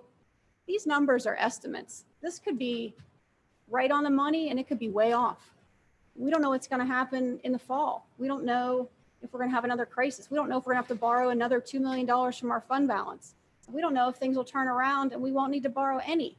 But what we've done is we've tried to take an educated guess based on experts in the industry to try to come up with a range of how it will impact our budget and then try to create balance in that way the best that we could. And I think we've done a good job. I think my comment I made about Boston, I appreciate the work of the administration. On the percentages of what we get in, there is a further reaching implication to that. Whatever percentage we receive from the business, it's still out there money. If it's 5%, that's $3.8 million from the business in the area. So then the business gets that, then they have to cut payroll. They cut payroll. It further hits the households that are also being taxed. It's a constant, you're chasing your tail. And my mind's just saying, we already have this taxpayer money here. Yeah, it's a year where everybody's hurting. You know, And I think that's why we're use it now, and then maybe the economy will recover next year. But you have to remember that whatever we take from fund balance comes off the budget next year. General rule of thumb for the public is you don't balance your budget with your fund balance, you use it for emergencies. So the consensus is, okay, COVID-19 is an emergency, so we're going to use some of our fund balance to do what we're not supposed to do, really, is balance our budget. So, I mean. Haven't we balanced the budget previous years from the fund balance? That's how it's gone down from, what was it, 16 million down to 8 in reality? Some of that was utilization. A good bit of that was actually projects. Yeah, we've done a lot. One-time expenditures that the fund balance is designed to be. But we've done it before. We've done a lot of planned renovations with that money. But we've also balanced the budget. Right. Well, we can agree to disagree. I mean, you don't want to take money from fund balance, or you don't want to raise taxes. You want to take all the money from fund balance. I don't want to take all the money from fund balance because I feel that we may have emergencies and I know that it'll affect our budget next year. So that's why we're going to have this discussion. And when it comes to a vote, you will be able to make your opinion heard. Without sounding redundant, I guess I'm looking, if you're raising taxes, I'm a taxpayer here too, and you're still cutting or furloughing or programs and teachers, I have a problem with that. And that's why I understand what Mr. Gallagher is saying concerning the fund balance. So I just want that to be known. Thank you, Mrs. Delaney. Mr. Schott, do you know offhand, not this year, but the past year, the number of delinquent taxpayers? I know you said not this year, you don't know, but from the past year previous that have not, that are still on the books, that we're still fighting, that you said they give them a 6 months extension or whatever. Because those 6 months I look at, they're still in a situation, if they haven't been able to pay, they're still having the trouble to worry about this year. And we hit a tax increase, which I've said all along. Myself working with a lot of people that are on fixed incomes, even though it's only a small amount, to them it's a lot of money. So that's why, I'm asking about the delinquent taxes that have not been paid. And again, I don't have the latest numbers. Actually, we'll get that as of today. Once our delinquent real estate tax collector reconciles all collections, and actually our two current collectors, Mr. Fulkerson and Mrs. DeRobio, they'll basically give us lists for exonerations that'll happen next month on the agenda, similar to what we do for that. Then we'll see exactly how many properties and the dollar amount of those to be exonerated would be going to delinquent collections for that.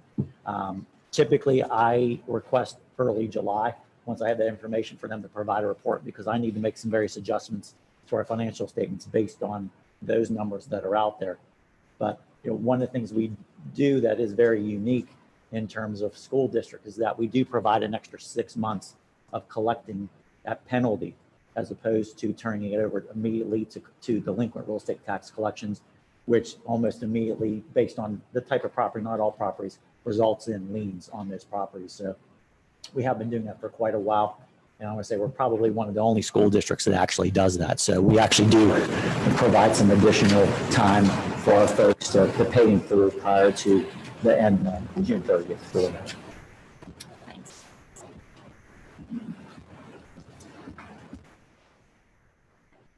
Anyone else? Do we want to discuss 23 because it has The motion on the budget table is to approve number implications? 16 Okay, as amended. all right, I'm gonna have to go with that. Roll call, Bonnie. Mr. McIntyre. 16 only. No.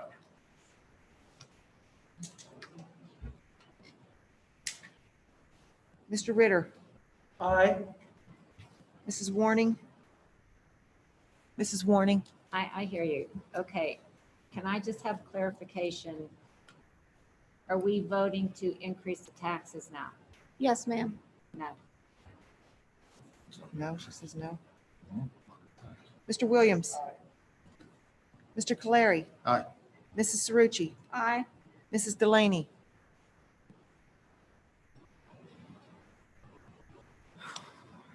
Aye. Mr. Gallagher. No.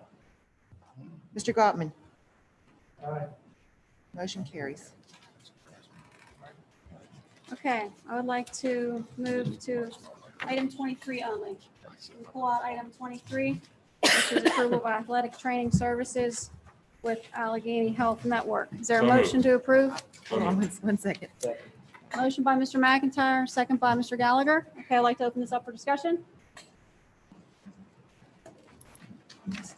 Anybody, we went through a pretty long presentation here.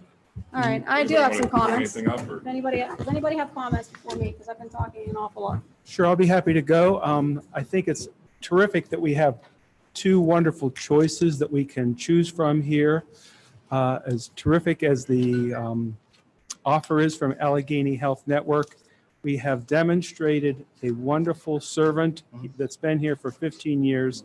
Other folks that have given of their time, not charged the school district for serving the kids, haven't missed a practice in 15 years, has established, exactly what we want: quality of service, quantity of service, knows the kids, and in his heart, he wants to be here, and he is here. He puts in more time than what he's required to put in. So I want to thank Chris Klecker for his service here, and I'm going to be a vote in favor of keeping ESSMC. Okay, does there anybody else have questions or comments on this? And I have a comment. Yes, Valerie. As a parent, and when you see your child on the field laying motionless, you want somebody that you know you can trust, that you're comfortable with the family. And I've had that on several occasions. Whether it was an injury or dehydration, I know what Mr. Klecker did for my children, and the trust that we gave him, I couldn't ask for anything better. So, I will also be voting to retain ESSFMC. Comments from anybody else? Okay. Mr. Clary, you want me to go first? I just wanted to say that, I would no sooner tell Mr. Hall or the administration, or actually Mr. Hall, who to play at quarterback.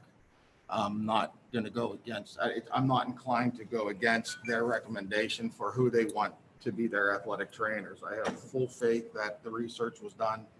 I mean, the speeches were impassioned. I don't want to lose anything on the service that has been provided by ESSMC for, the last 15 years. But again, I'm not inclined to go against the administration on their decision to make a move. And again, I'm here looking at the financial aspects too. And I guess I'm not going to tell you how I'm going to vote, but maybe I should, but never mind. Go ahead. You're just throwing Robert's rules out altogether. Yeah, no problem. We moderately use that. I just to reiterate something Mr. Ritter said, I think very well. I do think we have two excellent choices here. I don't think there's necessarily a bad choice to make. I think Dr. Rubino made an excellent presentation. I think anything that we would get from Allegheny General, I think we would probably be making a good choice. Allegheny Health.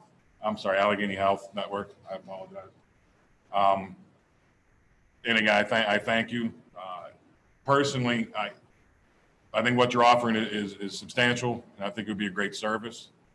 I don't see enough there for us to pull away from a 35-year relationship with the business and a 15-year relationship with a specific trainer. Mrs. Warren, you mentioned having your kids laying on that field. I've been that kid, I don't know how many times. And some some not so vivid memories because that concussion protocol didn't exist when I played. But it was reassuring to know that we had Coach D'Amico. It was the same trainer that was at Woodland Hills, I think, for the first 20 years of the school's existence. And there was a comfort there to knowing that the same guy that was going to be there when I got hurt in 8th grade knew everything about me when I was there, when I was a senior, and was there to support me. So as generous as that is, my stance, I don't see it's enough for us to walk away from what we already have. Okay, my turn. So advice I always give people when they're making decisions like this is take the emotion out of it. And this whole thing has been so emotional because everybody loves Chris Klecker. And that is a great tribute to the employee that you have, Dr. Bonarotti, because everybody loves this man. But everything tonight was about the relationship with Chris. And with all due respect, there's no promise that Chris isn't going to move somewhere next year or not be here. You're basing this entire contract on one man who is very good. It's never been debated that he isn't very loved here. But I feel like, the relationship with Allegheny Health Network hasn't really been fairly represented tonight either, because Highmark has the insurance for every employee at Gateway School District. They have been across the road from us for 40 years. Dr. Rubino has partnered with Gateway for 5 years since he became the president at Forbes, with many projects, with bringing our students into the hospital, having them sit in and watch surgeries, buying and donating equipment for us, just like they mentioned they buy and donate equipment for us. So does Allegheny Health Network. So it's only fair to acknowledge the generosity and the relationship that we have with both of these companies. It's not like we're looking at another company that nobody has a relationship with or knows anything about. In fact, he mentioned, I think, that 4 of the orthopedic surgeons are Gateway graduates. So the relationship and the connection is there with both, which is why it makes the decision very difficult. But I'm always a person who has valued relationship a great deal. But again, I get back to this decision for me is it's not my money, it's taxpayer money. Now, if you flip this scenario around and Dr. Short got a bid, we followed procedure, we put this contract out to bid when it expired, and he got a bid for ESSMC for $32,000 for a trainer. And then Allegheny Health gave a bid for 2 trainers, 2 full-time trainers for less money. And then he brought to the board the recommendation to go with ESSMC. We'd have been all over him. We would have been all over him. He has recommended the financially. Can we amend that to you would have been and not speak for the board? Oh, I'm sorry. Well, I can say that many people would have been all over him. Maybe not everybody, but that's a fact, because they're supposed to make recommendations based on district finances, based on the expertise, which is there on both. So as much as I appreciate the relationship and the kind thoughts from everybody, when you look at the numbers, you are basically saying you're going to pay double for one person because Allegheny Health is offering us 2 full-time trainers for basically the same amount, a little bit less money. I'm finished. I believe Mr. Bonarotti, says your name. You did mention that you would provide another trainer, which I know Chris has had help. There were trainers with him this past years and the past years. So I know if the need was there, they would provide. Sure, that's in the bid at a cost. And that's why we have a bidding process. And that's why we have bids here that say that you all received how much per hour each of them would charge for an additional trainer. It's black and white. Go ahead, Reverend Gallagher. Over the course of my career, I've taken in a lot of bids and examined them. And we have quality on both sides. We do. In my vocation, I've dealt with both with great results. The thing that always comes to my mind is lowest bid is not necessarily the best way to go. There are intangibles that are there. As a father of 4 daughters, one of the most important things to me is the care of my children. And I'm very particular about who cares for them. And I think that our parents and our community, the constituents of Monroeville, have said a lot. I haven't responded to all these emails because there were so many. I did not have the time to do so. Have said, this is who we trust with our children. And that's not to say anything against Allegheny Health Network. That's just saying that right now, I have my full faith in the organization that we're with now. That is priceless. You can't bid that out, and you can't necessarily list that into a proposal. It's just there. So that's the way I'm looking at things, and everybody's brought up good points around the table. There's not an invalid point that's been made, but I think that as we're responsible to the taxpayers, I think in this case, the taxpayers as well.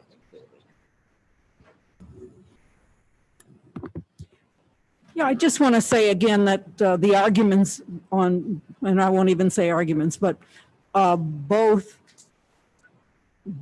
Allegheny Health Network and the East SMC. I have in fact worked with both, more with Allegheny Health Network, so I personally do know a lot more about them, and that's not to discredit in any other way what has been going on prior to that. But it's a very difficult decision for us because both have presented well, and it's putting us in a very tough position, you know. Thank you, Susan. Mr. Gottman. Yes. Yeah, so I do have a background in the healthcare field. And, well, I'm not a doctor, I am on the business side. And one thing I have found with patients is that, yeah, the biggest thing they care about is their care. And I Brian, think, could you take your mask off? I can't understand the words. is this better? Yes. Okay, so as I was saying, I do work in the healthcare industry, and while I'm not on the physician side, I'm on the business side, and I've talked with a lot of patients, and one of their biggest concerns is level of care. And between Allegheny Health Network and East Suburban, the care is there.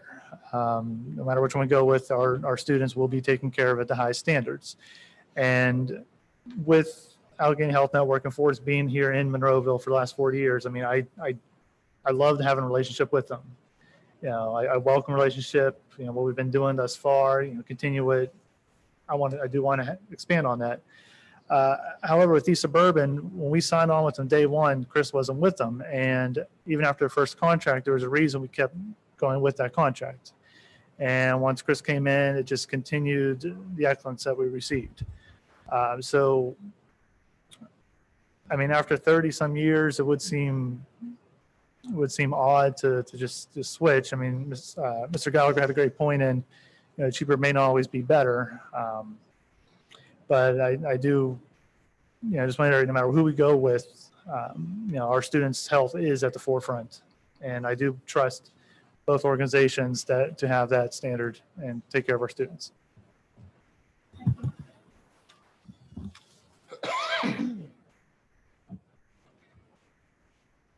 Mr. Williams, anything? Quiet.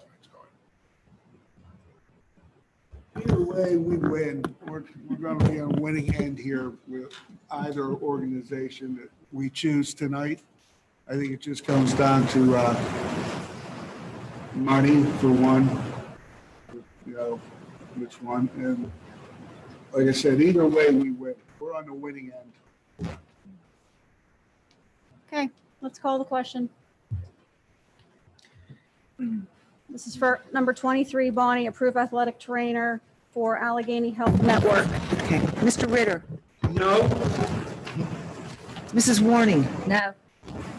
Mr. Williams? Aye. Mr. Caleri? Aye. Mrs. Cerrucci? Aye. Mrs. Delaney? Aye. Mr. Gallagher? No. Mr. Gottman? No. Mr. McIntyre? No. Motion fails. Motion to approve the approval of the. It failed. Motion failed That 5 to motion failed, 4. And in response, because we are under a time frame and the contract contract expires today, I did send the board a tentative proposal or a resolution in case this did happen. We weren't sure which way the vote was going to go. But I did send an email, and I'd like to make a motion to approve athletic trainer services, sports medicine agreement to East Suburban Sports Medicine, to approve the athletic trainer services, sports medicine agreement for athletic trainer services. That's a lot of that word. With East Suburban Sports Medicine for a term of 5 years, effective July 1st, 2020 through June 30th, 2025, as depicted in the attached bid that I submitted with the email. Second. Motion and a second by Mr. Williams. Is there any more discussion? Yes, when did you send that email? I didn't. get it. Last Tuesday, roughly noonish. It's pretty straightforward. We're just voting now to And the award the reason I contract sent to it in ESSMC. advance is to avoid having to make a vote to put it on the agenda and then vote and do all I'm that. with it. Okay, Bonnie, roll call. Roll call. Mrs. Warning, This is for what, please? To award the bid to Sbrm. Yes. Yes. Mr. Williams. Mr. Caleri. Aye. Mrs. Cerrucci. No. Mrs. Delaney. Aye. Mr. Gallagher. Mr. Gottman. Aye. Mr. McIntyre. Aye. Mr. Ritter. Aye. Motion carries. Congratulations, Dr. Bonardi. Motion to approve the rest of section, whatever, Rhett. We're on, Thank you, Scotty. Nice blind second there. I don't like tall people. all right, Bonnie, it's 1 to 15, 17 to 22, and 24 to 27. Yes, everything that's left. Okay, very good.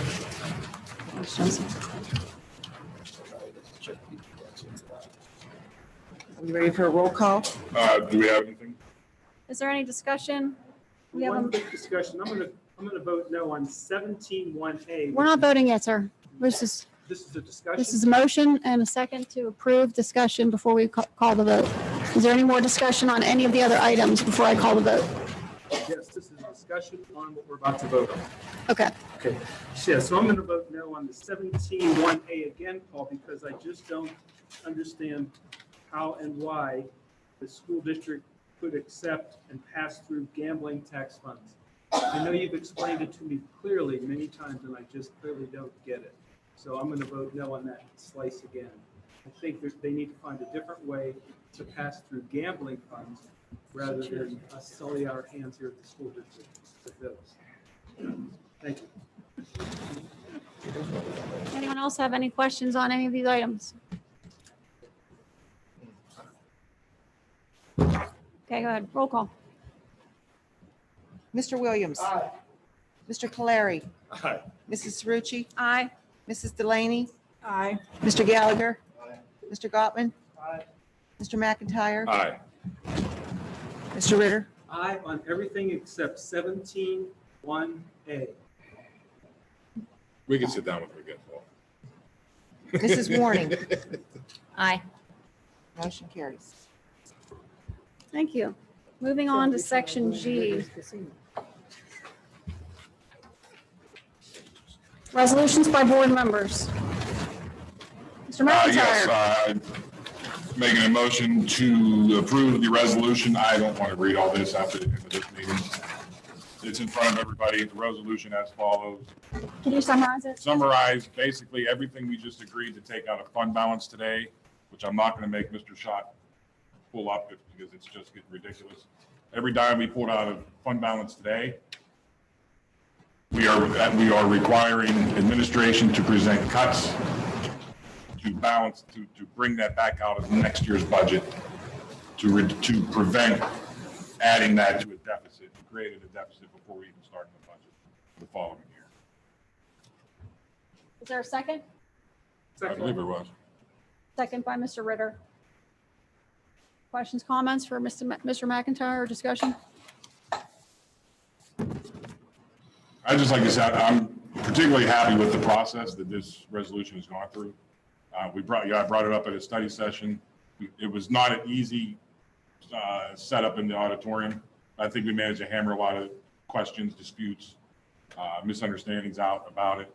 And this, I think, worked the way all of these things should work. Because everything we discussed was in the public eye. And I think we did a really good job coming together and everybody putting their input into how to make this a little bit better. Okay, if there's no further comment, I'm going to call the question. Mr. Caleri. Mrs. Cerrucci. No. Mrs. Delaney. I'm voting aye with, under protest under section 2 and 3 though. I'm sorry, did you say that again? It's an aye? Yeah. Did you say aye? Yeah, I said, Yes. but with, on the record, with the exception of section 2 and 3. Can't do that. What? 2 and 3? 2 and 3. She said aye with a protest exception for the record on section 2 and 3. Mr. Gallagher. Mr. Gottman. Aye. Mr. McIntyre. Aye. Mr. Ritter. No. Mrs. Warning. No. Mr. Williams. Motion carries. Motion carries 5-4. Okay. It's been a long evening. Are there any comments from residents on non-agenda items? Wait, let me check Zoom.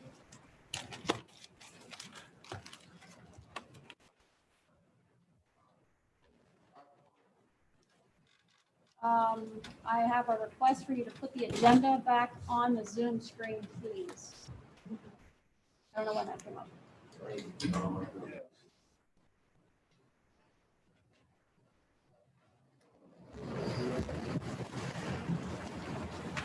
It's a long meeting. Yes, sir. All right, thanks. Matt Stukutis, Covington Drive in Rockville, PA. Myself, the GEA feels compelled to respond to Ms. Suruji's comments directed at GEA and on her Gateway School Board post on Facebook regarding the grievance on behalf of the spring sports supplemental contracts. Many heard on Gateway teachers. First, the GEA filed a grievance when the school district unilaterally decided only to pay 50% of the spring supplemental contract holders without discussing or negotiating it with us. Second, the PA state legislation passed Act 13 in March, as Chelsea explained. Third, the grievance procedure is in place to flag contract violations and to open a dialogue between the parties and attempt to resolve issues in question. At no time did the district attempt to discuss this grievance with the GEA. In fact, before any discussion could take place, Ms. Suruji decided to take this dispute to the internet in her interpretation of Act 13 in a public way to criticize the GEA. This is unhelpful in resolving matters. It is always the goal of the GEA to resolve disputes through discussion and collaboration, satisfaction of both sides. So in this case, the GEA wasn't given the opportunity to do that. The GEA is proud to be a part of the Gateway School District community and always will work towards the best interests of the students, staff, and community. Thank you, Mr. Stakunas. I apologize if I offended you with sharing with the public the grievance. We can agree to disagree. My feeling is that people are not entitled to a salary on a job that wasn't performed. And my opinion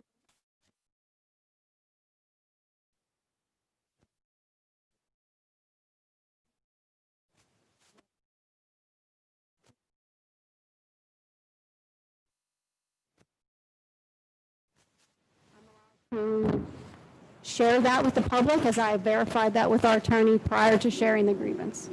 So again, sorry if I offended you, but I didn't share anything that wasn't public knowledge or for the transparency of the public to understand what was happening. And honestly, I shared my disappointment in the grievance, and I'll leave it at that. Are there any other comments from residents on non-agenda items? Please come down to the microphone.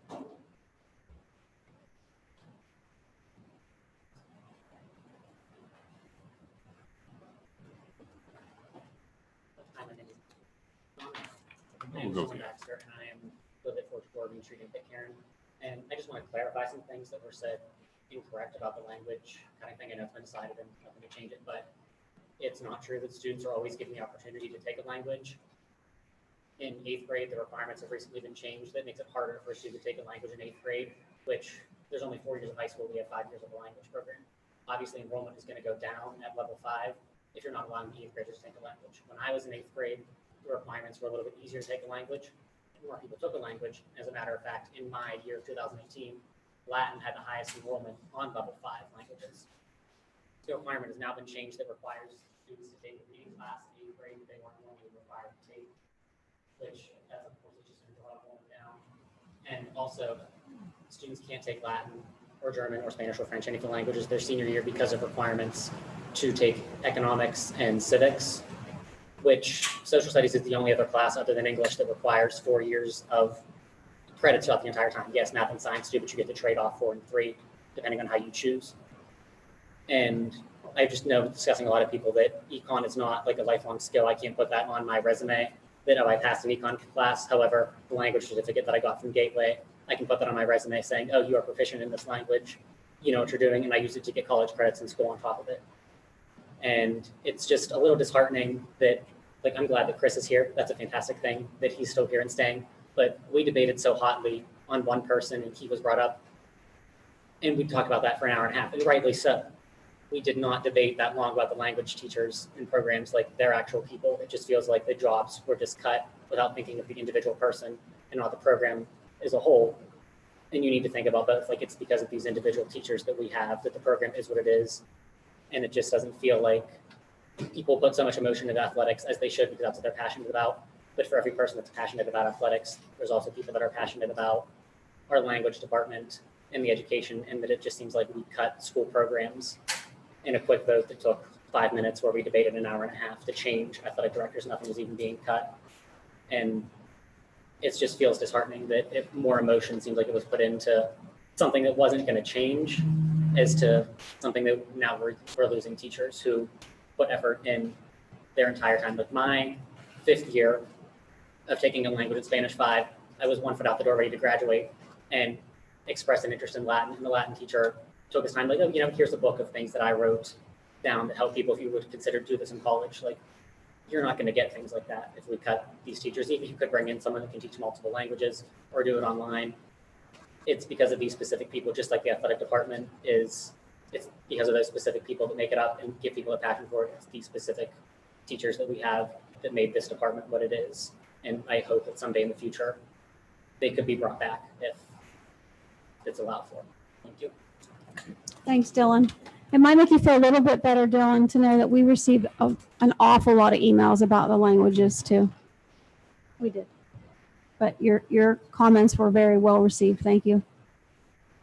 Is there anyone else who would like to speak? Yes.